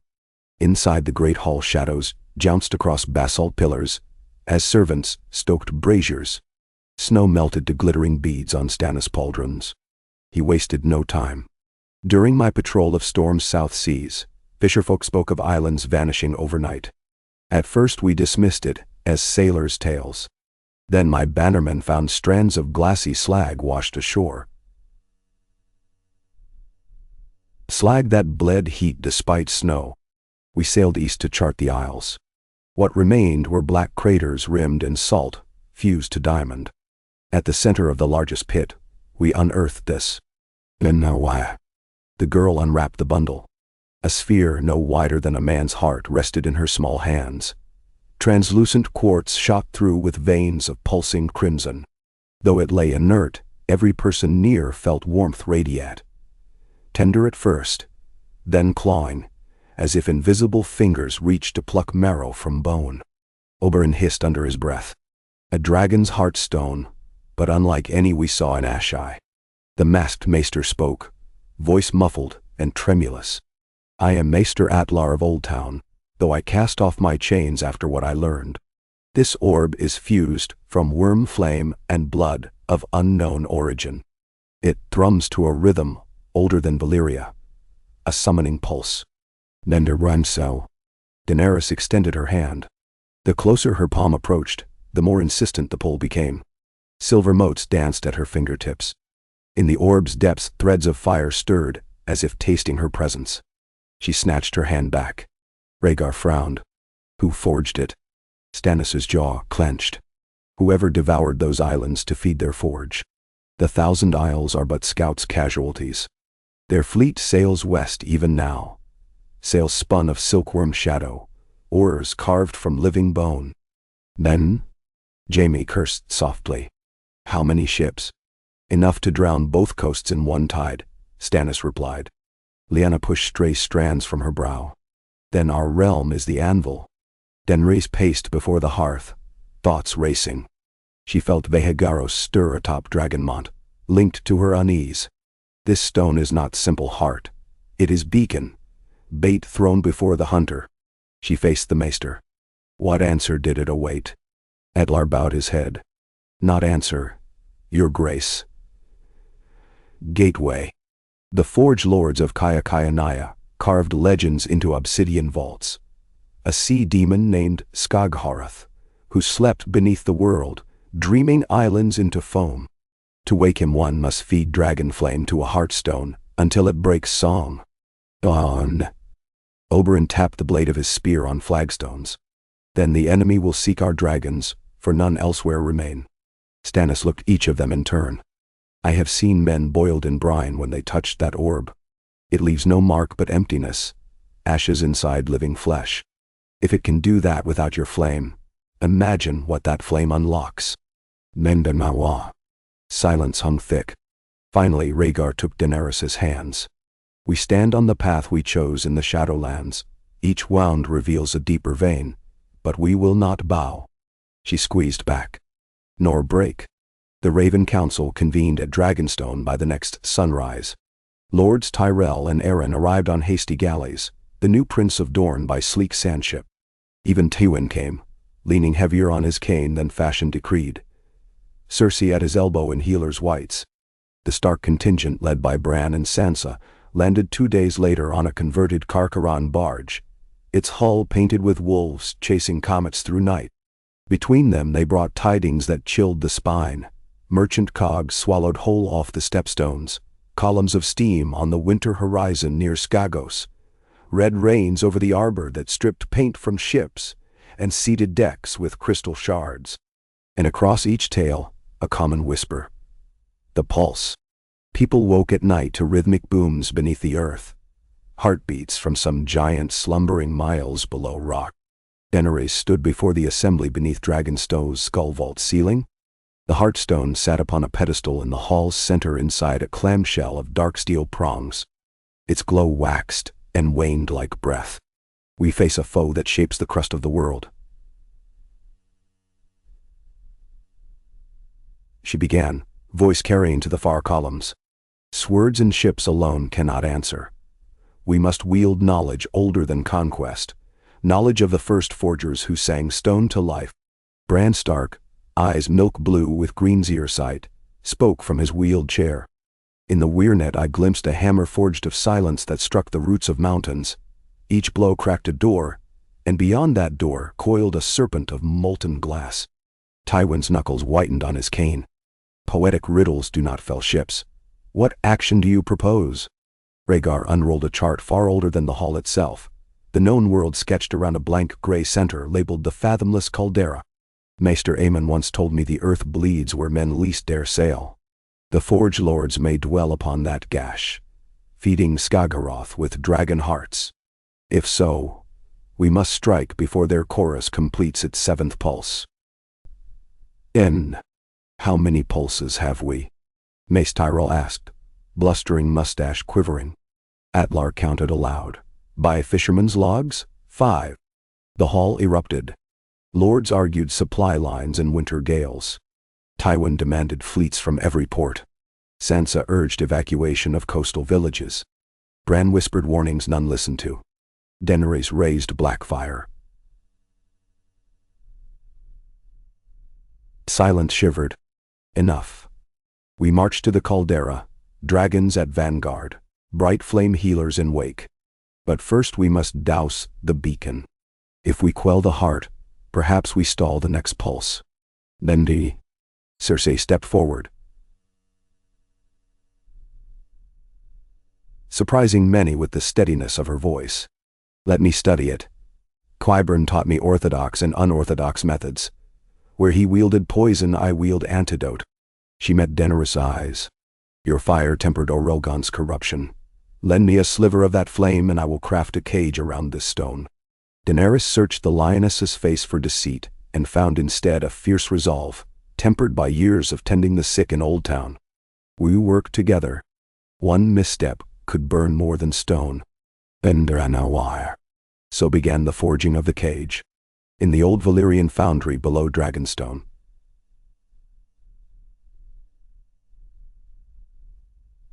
Cersei guided smiths of the Alchemists' Guild, now sworn to pacifist charters. They cast a shell of star steel threads fused with weirwood sap, crystallized by bright flame. Each night Daenerys breathed silver heat upon the molten weave. Each dawn it cooled into filigreed lattice, rebuffing the Heartstone's pulses, until those beats lost cadence. On the 7th night, the stone fell silent. Snow ceased to melt around its pedestal. The air shed its fever. Yet Daenerys felt tension coiling rather than releasing, like a bow drawn to its limit. 2 days later, ravens arrived bearing dread. Fleets arrayed in 3 prongs had appeared simultaneously, one off Old Town, one north by Sea Dragon Point, one west against the Iron Islands. The ships bore no sailcloth but membranes glistening with oily light, prows carved as dragon jaws drooled magma, Decks crawled with pale-skinned rowers whose eyes glowed faintly blue, no whites to be seen. Reports said the ships did not tack. They slid across water, propelled by pulses traveling through sea itself. Their weapons were shards of black glass flung from rib cannons. Shards that sank hulls with a whisper and froze salt water around wounds into jagged sculptures. The Alliance's fleets mustered, yet before any engagement a second message came. The ghost armadas had halted at equidistant points, forming a triangle around Westeros, and waited. Calling to their master, Bran murmured when the council reconvened. He pointed to the Heartstone's casket. We muted the first lure, but the greater beacon lives across the sea. Stannis' jaw tightened. They wait to pierce 3 hearts together. Nation-sized sacrifices. Lyanna slammed her palm on table. Then we strike first. Daenerys nodded. Our course stands. We sail to the caldera. The armadas will remain watchers until their ritual hour. That buys us days, no more. Tywin surprised them all by stepping forward. The Lion's Share and her sister warships will escort the Healer flotilla. Lannisport's coffers fund this realm. To lose it is to bleed us dry. If sacrifice must be made, let gold bear first cut. Daenerys inclined her head. Your loyalty honors you. Cersei flashed her father a glance both proud and sorrowful. No words passed. The expedition departed within the week. 20 fireproofed galleys, 5 troop carracks crammed with mixed levies, 2 floating smithies to repair hulls, and 1 hospital barge staffed by bright flame adepts. Above flew 3 dragons, Viagaros, Orelgon, and the pearl-white Jeteres claimed by Lyanna. Oberyn declined a mount, choosing instead a captured shadow galley with rib cannon removed. Rechristened the Lady Lance. Sails strained south past Valyria's smoking ruins. Dragonfire had melted portions of the sea where the doom still rumbled.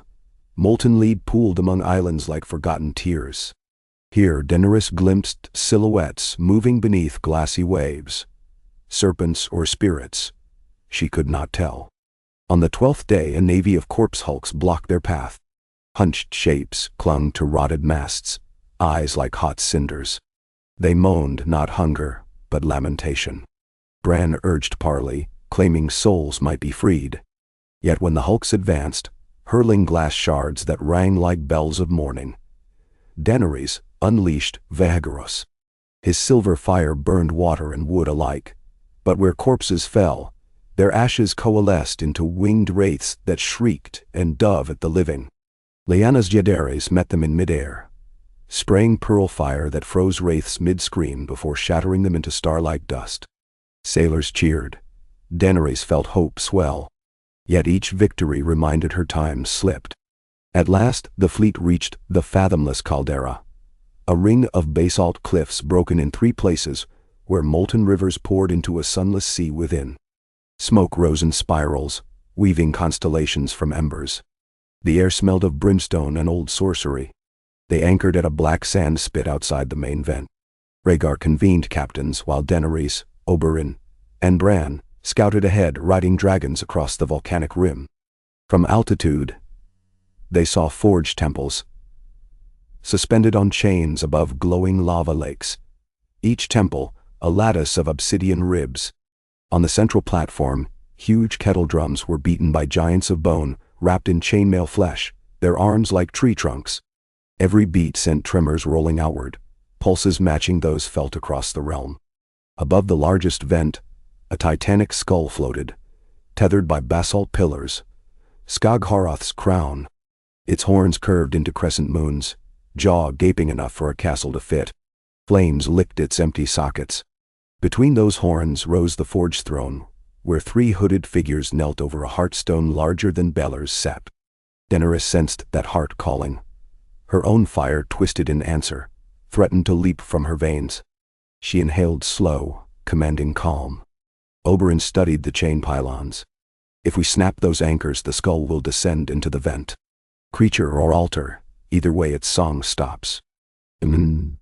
Giants guard the chains, Bran warned. His eyes rolled white as he slipped into Warg's sight. He gasped. Their minds are shards, all pain, no thought. They will not yield. Daenerys looked to Vehagaros' shadow rippling along magma. Then mercy, free them quickly. They returned to the fleet. Plans unfurled. Ground strike led by Lyanna and Jaime to sever east anchor, Dornish spears at west, Tyrell sappers at north. Rhaegar and Bran would coordinate signals.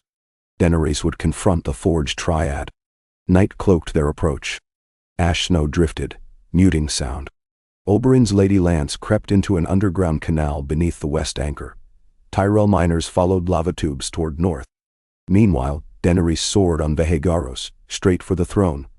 Orelgon beside her. Jaehaerys spiraled above as lookout. At first the giants noticed nothing.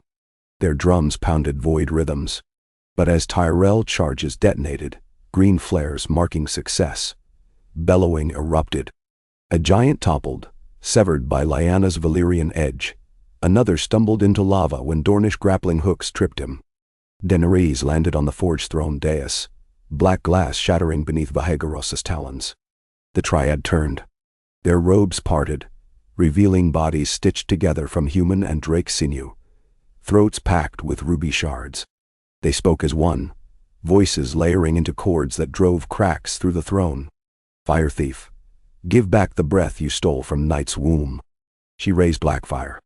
I stole nothing. I healed the wounds you butchered. They stretched claw-like fingers toward the colossal Heartstone as if to plunge inside. Orelgon swooped, jaws clamping onto one robed figure, flinging it into abyss. The remaining two thrust staffs of obsidian into the stone. Pulses quickened, cliffs quaking. Daenerys sprang, severing one staff with Blackfire. White flame burst, flinging her across the dais. She rolled, ribs protesting. The robed creature screamed, voice of 100 infants wailing, and lunged. Vehagaros interposed, fire blasting.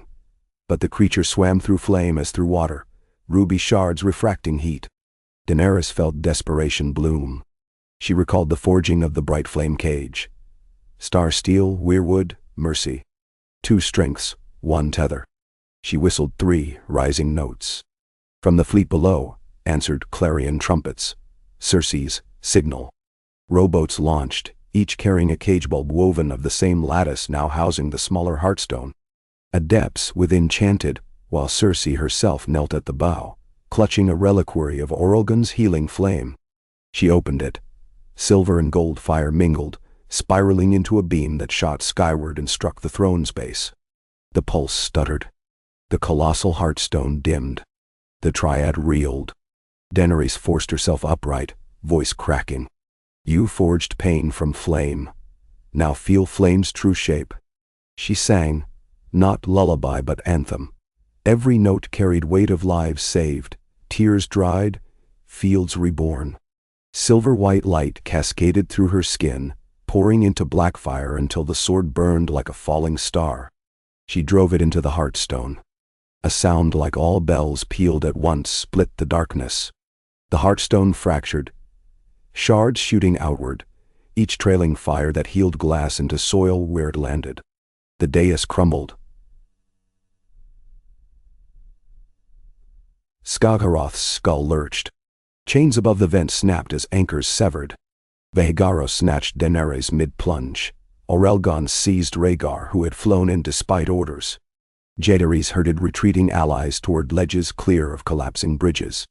Giants howled gratitude as their shackles melted, then lava geysered, swallowing structures in a roar loud enough to hush gods.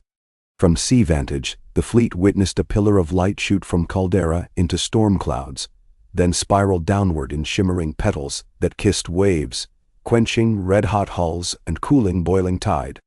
The triangle armadas encircling Westeros shattered at that moment.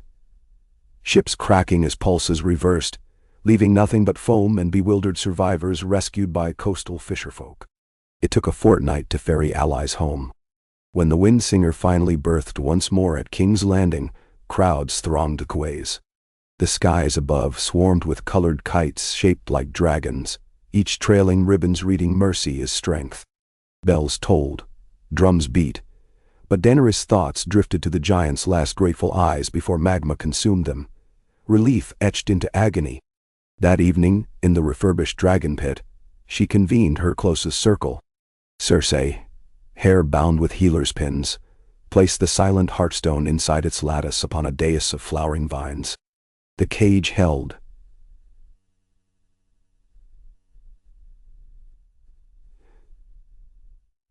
She reported, voice subdued. Yet echoes remain. We must guard it. Its silence could one day fracture. Bran wheeled forward. The weirnet murmur quiets, but ripples still race under bark. We have closed one wound, not the last. Rhaegar stood beside Daenerys, arm brushing hers. Then our vigil endures. He raised a goblet. To the fires that shape, not burn. To the wolves and lions that guard them. To the vipers who remind us venom sometimes heals. Bendanda.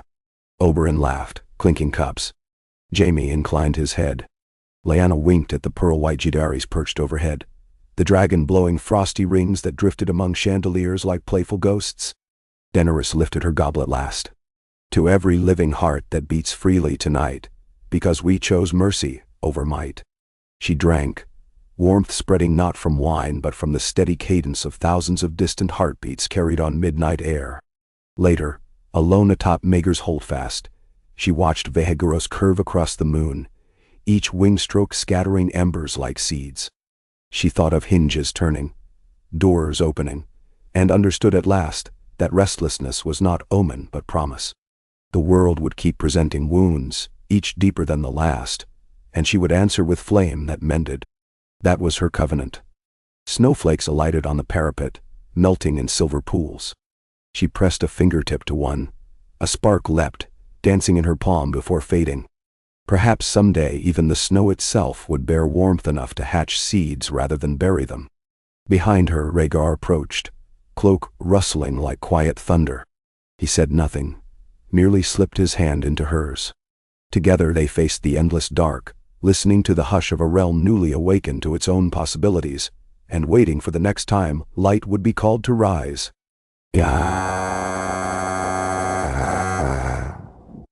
Oh. N.D. Snowmelt coursed through the cracks of Dragonstone's courtyard in rivulets no wider than a silk thread, but Daenerys' bright flame felt every droplet as if the island itself bled beneath her boots. A fortnight had passed since the great caldera collapsed into its own embers, yet the tremor of that victory still echoed through her bones. Less triumph than warning, a backward glance from the abyss. The realm rejoiced, filling the streets of King's Landing with banners, dyed the opalescent white of her healing fire. But in private moments, she heard another cadence underneath the cheers. A drumbeat, neither celebratory nor fearful, simply relentless. She had woken before dawn in the royal chambers, Rhaegar asleep beside her, hair silvered by moonlight, and slipped out past the dozing guards to the parapets. Below, even dragon wings moved softly in the pre-morning hush. Vehegros roosted upon the highest spur of the keep, neck tucked. Orelgon slept in the lower courtyard, wings folded over the bright flame hatchery like a golden cloak. A third shape, pearl-white Daenerys, glimmered faintly where Lyanna had tethered her outside the newly built rookery. 3 dragons breathed slow, starry plumes into the sky, and yet Daenerys felt something missing in the orchestrated rhythm. Some gap in the night. She turned as footsteps whispered up the stair. Lyanna Stark emerged, cloak thrown over nightshirt, dark hair wild from sleep. "You felt it too," she murmured without preamble. Daenerys nodded. Like a string plucked out of tune. Lyanna leaned against the parapet, eyes narrowed toward the horizon. Thin powdery clouds glowed lavender with approaching dawn, yet a peculiar sliver of the eastern sky seemed to refuse all color, as though inked solid black. Bran's ravens brought talk of storms in the shivering sea, Lyanna said. Harbor masters claim the swells make no sound. Waves rise, crash, but the roar never reaches the shore. Men believe silence itself prowls the deeps. Daenerys exhaled, breath fogging. Skagaroth is quiet. The Heartstone lies caged. So what stirs now? Lyanna's grin was half wolf, half shadow. When you seal one gate, wind will worry the next crack. Let's wake the others. The War Council assembled in Dragonstone's solar by mid-morning, steam spiraling from cups of cinnamon bark tea, Rhaegar presided, his gaze slipping often to Daenerys as though measuring her pulse by sight alone. Jaime sat opposite, freshly shaven, white cloak immaculate. Beside him Tywin listened, craggy features composed in frost-cautious neutrality. Oberyn lounged at the hearth sharpening a curved stiletto he claimed had once been the rib of a sandworm. Cersei arrived last, stiff from long nights in the laboratories beneath the Red Keep, vials clinking in the pockets of her healer's smock. Bran's letter lay opened on the walnut table. Its parchment bore whorls of weirwood sap along the margins, glyphic patterns that shifted when stared at too long.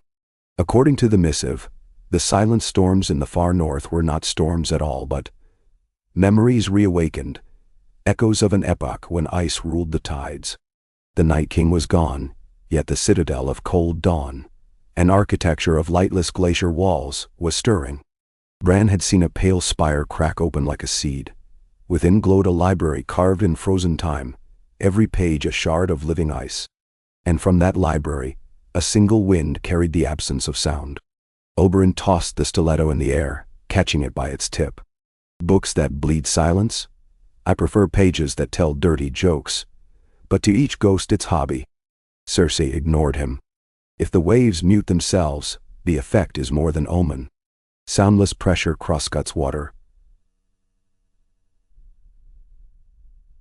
Sonic voids can warp hulls or stun marine life. Fleets would founder without knowing why. Men now outro. Tywin tapped a knuckle on the parchment. This, cold dawn, sits beyond even the wildling coasts. Why should we risk banners in frostbite for a hush no one south of Bear Island can hear? Jaime's eyes flicked to his father, then to Daenerys. Because the absence of sound is the theft of breath. And we've seen what theft of breath becomes in wrong hands. Rhaegar nodded. Bran believes the library's heart shelf contains crystals capable of swallowing vibration. If those shards reach an enemy, say, rebels who resent the peace you all now cherish, silent siege weapons could collapse cities without a single clang of steel. Now, the room fell quiet. Tywin's disapproval thawed into reluctant interest. What is the proposal? Lyanna answered. We ride north to the Shivering Sea before winter locks the water. A small force. Dragons, bright flame adepts, stark outriders who know ice, and a handful of volunteers who value stealth over spectacle. We secure the library, learn its workings, and judge if it can be folded into the realm's healing craft. She nodded to Daenerys. Or whether its power must be entombed again. Oberyn shot a brow wiggle at Lyanna. My spear has never kissed ice. I volunteer. Cersei sighed. So do I. Knowledge belongs to healers before it belongs to generals. Tywin pinched the bridge of his nose. If you insist, take 2 of my finest Smith archivists. They've bent wildfire, starsteel, in your damned heartstone cage. Ice shouldn't rattle them. That settled, the room shifted to logistics. Grain stores packed into frost-proof barrels. Ardorian whaleskin tents from Bravos, luminous ink that glowed in snow for wayfinding. Rhaegar issued orders with propulsive calm, though Daenerys saw in him the same sleepless edge she carried. Peace again wore the thin crust of lake ice in early thaw. Step wrong and all would drown. 5 days later, the expedition boarded the Silver Refrain, an ice-reinforced cog trimmed with dove-gray sails bearing the merged sigils of House Targaryen. 3-headed dragon crowned with mercy, and House Stark, a dire wolf stitched in threads that shimmered like aurora. Tailwinds hurried them up the narrow sea, rounding White Harbor in 9 days. At Needlepoint, the crew witnessed the first hush wave. A green hill of water rose without foam, rippled toward shore, and folded over itself like a sheet. Yet its crash was as quiet as falling petals. A gull perched on the mast dropped mid-flight, stunned by the pressure drop, and splashed lifelessly into the unnaturally calm water. Sailors crossed themselves. Daenerys stroked the bird's sodden feathers, whispered heat into its tiny frame until the heart fluttered. The gull woke, blinked, and burst skyward. But the demonstration stained every deckhand's dreams. At Hardhome's ruined harbor, they exchanged sails for slender bone runners, sled ships designed by wildling craftsmen to skim ice floes where true hulls would fracture. Veigaros, Aurelgon, and Daenerys flew ahead, their wing beats charting tenor in the silent sky. Even the creak of leather membranes felt smothered. Snow stretched unbroken beneath a dusk that lasted half a day, streaked with pale firebrands of aurora. In that dim nothing, Daenerys felt time slip sideways. She dreamt waking, woke dreaming. The library of cold dawn revealed itself as a horizon edge first, a glimmer of glass spires tilting from iceberg roots, reflecting aurora like a forest of petrified stars. As they closed, the terrain hummed beneath their boots. Not audible, but sensed in tooth roots, as if the ice resonated to a chord beyond hearing. Close enough, the hum became tangible chill vibrating the joints. Words died in throats, even minds grew hushed, each thought wearing padded slippers. They tethered the dragons around a ring of crystal monoliths that oozed faint warmth, a paradox of seasons colliding. Bran guided them through a narrow passage flanked by columns etched in swirling glyphs. Each glyph changed shape when approached, flickering like candle flame. A wide door of translucent quartz stood ajar, leaking a radiance the color of moonlit milk. Inside, aisles of icebooks stretched into depthless gloom, each tome a sliver of frozen air trapped inside glass. When Oberyn passed one shelf, a tome chimed, single note muffled against the field of silence, then shattered into a swarm of snow moths that vanished through cracks in the vaulted ceiling. Cersei's breath fogged. Remarkable. Knowledge stored as resonance, released upon disturbance. Jaime brushed fingers over runes carved on a pedestal. Instantly the hush thickened around him. His next breath whistled no louder than a sigh. Cersei yanked his hand back. The rune flickered, and silence eased. Careful, brother. Each mark might trigger greater null. At the nave's center waited a well whose rim spiraled downward in mirrored steps. No water filled its depths. Instead hovered an orb the size of a human head, clear as mountain ice yet within swirled motes of blacker than black. It pulsed in a slow heartbeat, each dilation more silent than the last. Lyanna shuddered. A heart made of stillness. Bran's chair hissed across frost as he drew close. This is the silent core. It does not swallow sound. It rewinds it to the moment before vibration. Touch it, and voice never forms. Daenerys felt Veigaros shift out on the plateau, claws scrabbling. Even at distance her bond tingled. The dragon disliked the void. She faced Rhaegar, then Cersei. We cannot cage this as we caged the Heartstone. Removing it might shatter the archive's lattice of memory. But leaving it risks theft. Oberyn smirked. Perhaps we render it unstable to thieves. Cersei pursed her lips. If we feed a filament of healing flame through the matrix, we could seed it with feedback that awakens only when summoned forcibly. A failsafe. Misuse unravels the orb into harmless snow. Tywin Smith Archivist, a stooped woman named Relia, adjusted smoky goggles. I can lay starsteel filaments shaped in bright flame geometry, but we must sing them in. All eyes turned to Daenerys. She drew a breath, tasting frost as sharp as cut diamonds. Begin. Relia produced coils of wire thin as hope. She fitted silver glass anchors around the well. Bran whispered instructions, linking glyph to glyph, until faint luminescence mapped the air. Rhaegar unslung his harp, though no note could sound. He plucked chords, but the hum slid into the hush, unseen. Still, the harp's vibration rippled the silent core. Motes inside whirled. Daenerys closed her eyes. Remembered children on Dragonstone chasing sparks, giants thanking her with dying gazes, Skaggarath's skull sinking. She breathed in the library's hush. Let it filter through memory until silence seemed not absence but seedbed. On exhale, she released a trickle of silver-white flame that spiraled through the starsteel lattice in threads so refined they did not scorch, only warmed. Light blossomed along the wires like sunlight stirring under ice. At the cores pulsed the flame coiled, kissing motes of black with filigreed tendrils. Nothing exploded. Nothing cracked. The orb shimmered, adopted faint pearlescent sheen.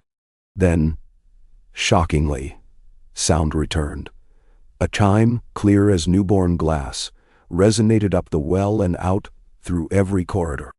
Crystalline volumes vibrated, releasing glissandos of distant wind chimes.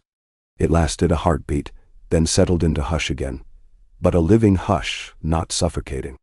Rhaegar broke the trance first, voice low yet audible. You inverted its cancellation, turned it into reservoir. The library keeps its silence, but silence can sing safety for us. Bran smiled, tired lines smoothing. Now removal would collapse the lattice. Thieves take only shards of light, useless except as memory of their error. Relief rippled through the group, until Daenerys screeched from outside. Lyanna sprinted to the doorway. A gust of subarctic wind slapped her hair wild. From the plateau they saw a shadow bulging along the horizon, Aurora writhing as though some invisible beast swam beneath its colors. Then ice cracked in thunderous silence, and a colossal form breached. A dragon? No. A leviathan? Made of mirror-black scales.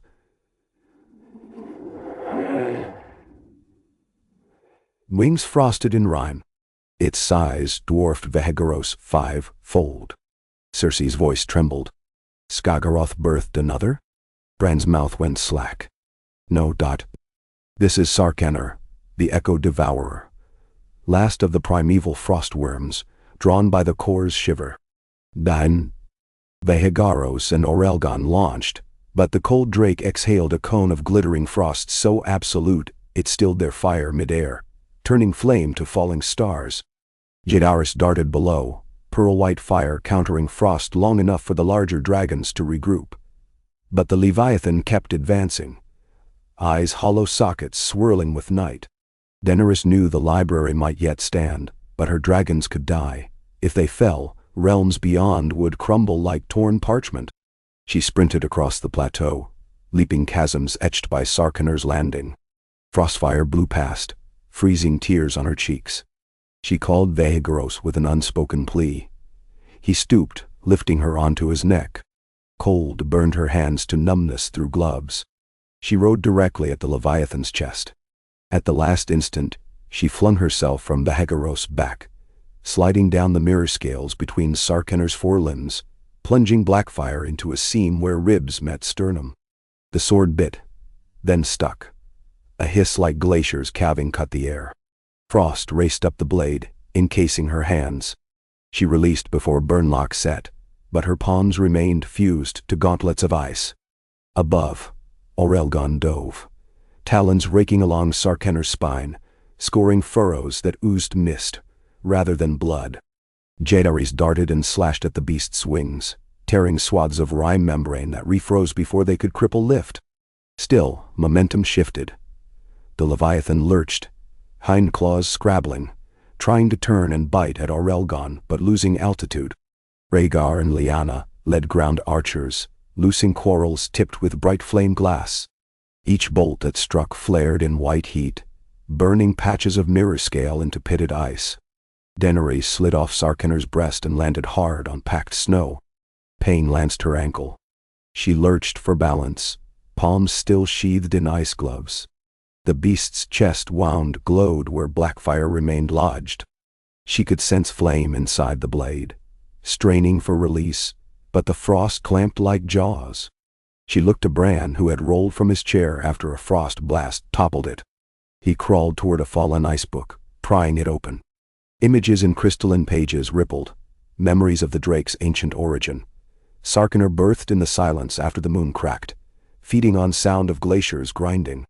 It devoured thunder, songs, even the heartbeat of mountains. Only one thing ever pained it: the laughter of children echoing within cavern halls. Daenerys understood. Silence disarmed only by innocence's unguarded mirth. But in the hush, laughter died as soon as throat shaped it. Unless, she remembered the chime the library released when her flame threaded the lattice. That chime was pure, childlike, unstoppable. She shouted to Cersei, voice cracking, "Strike the core with a single wire. Make it sing." Cersei sprinted back inside, Oberyn on her heels. Seconds later, the plateau rang with that perfect note. crystal clear, skipping across ice faster than sound should. The note pierced frostfire streams, rippled through Vehagaros' wings, danced down Daenerys' spine. Sarkana recoiled as if struck by sunlight, maw opening in a roar that finally sounded, but the roar warped into wind whistle. Stolen by the chime's resonance. The drake tried to close wings, to seal ears of scale, but Aerys dove and ripped away another membrane panel.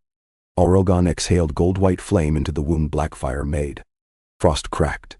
Mirror scales shattered in glittering cascades. Daenerys pushed through knee-deep snow to the embedded sword. Ice gloves cracked as she gripped the hilt. She poured every memory of laughter she'd heard since the day she healed her father. Sailors blustering jokes, orphans delighting at dragon hatchlings, Rhaegar humming silly rhymes while buttoning her gown. Flame awoke, racing from heart, down arms, through sword. Blackfire flashed incandescent. A pulse of white heat surged, and in that beat Sarkana's cavity blew open like a glass window struck by hammer. The beast emitted a single crystalline shriek, then collapsed. Ice dust billowing. Snow Witch silence returned. Except it wasn't silence now, more like the restful hush after lullaby ends. Dragons perched around the fallen frostworm, steam rising from their nostrils. Aerys landed last, wings mantling Daenerys in a shield of pearl. She tugged Blackfire free. Blade glowed ember blue, then subsided. Rhaegar limped to her, half-coat scorched. He cupped her cheek. "You sang laughter across a frozen world." She leaned into his hand. A reminder that healing isn't always quiet. Cersei approached, breath frosting. The core remained stable. Your cord tuned it to life, not death. She glanced at the Leviathan's carcass. And it seems our library now guards itself. Bran, returning to his chair with Oberyn's help, looked up, sightless eyes brimming with dew. Sound will travel again. Lessons of hush have been taught. Menya. Tywin Smith, archivist, moved among the wreck to gather shards. Relia reported they dissolved into snowflakes on touch. Harmless. Lyanna poked the worm's flank with Winter's kiss. Even leggins rot. Oberyn wiped frost from mustache. And Spears thirst for warmer climates. Shall we go home? Their return south was unhurried. Ice runners glided over calmer seas, humming with surf once more. At Hardhome, the wildling chiefs who had watched the horizon's war from cliff nests, offered freshly smoked seal meat and thick pelts, dyed with bloodroot, in thanks. They named Daenerys Ivakul Mera, Flame Mother, who breaks the quiet, and pledged to send hunting troops each year to guard the coast should silent swells return. When the fleet reached White Harbor, Lord Wyman, elder now, thinner, held a feast where minstrels played on hammered dulcimers. The music seemed impossibly bright after weeks in the hush. Children scattered snow petals across Daenerys' path, giggling each time Vehagaros' reflection shimmered in the petals' wet sheen. At King's Landing gates, bells pealed in layered symphonies. Rhaegar dismounted and helped Daenerys down. Cheers swelled, echoing off remodeled spires. But she focused on one sound, a trio of washerwomen laughing over a spilled bucket. The laughter rang clear, unscripted, whole. That night, in the stillness of their chambers, Rhaegar traced the faint frost-burned lines on her palms. "You burned yourself again for this realm," he whispered. "They heal," she said, flexing fingers to prove it. "What if one day the wound does not?" His voice cracked. She kissed the crest of his knuckles. "Then the realm will have learned enough to heal itself." He drew her into embrace, heartbeat steady beneath her ear. She listened long after both fell asleep, until their twin breaths blended with the city's respiration. Distant market banter, horses clopping, lovers exchanging secrets outside taverns. All these sounds together formed a pulse she recognized more keenly than any dragon roar, the measure of lives still being lived. Outside, Vehagaros roosted on the highest pinnacle, wings wrapped like a guardian cloak. Aurelgon nestled atop the grand sept dome, while Aerys curled along the length of the moon garden wall, silver eyes tracking shooting stars. The hush had taught them vigilance. The return of sound taught them gratitude. Dawn blushed. Daenerys rose quietly, clipped a fur mantle over linen nightdress, and stepped onto the balcony. Snow dwindled to crystal drizzle that flashed rainbow at the horizon. Somewhere far north, the library of cold dawn gleamed beneath a sky restitched with birdsong. She inhaled. The air carried no portent today, only ordinary chill. And for the first time in moons, ordinary felt holy. Lyanna hailed from the rookery battlement. Up for sparring? The wolf smile held all the mischief of surviving another night. Later, Daenerys laughed. First I must write to Bran. The world owes him a tale. And after that? Lyanna called. After that, Daenerys replied, gazing east where sunlight painted the bay. We listen, and wherever the world forgets its own laughter, we fly. She rested hands on the stone, the frostburn lines faintly aglow beneath skin. They would scar white, reminder of hush conquered. She welcomed the mark. Scars were proof a wound had met its healer. Behind her, Rhaegar's harp thrummed a gentle scale. The sound carried through open doors, bright, unmuted. Daenerys closed her eyes, leaned into the music, and let its notes ripple through marrow. Light spilled across the realm, and with it, the steady thrum of thousands of voices waking, speaking, singing, each a thread in the tapestry she had vowed to mend, one flame-touched strand at a time.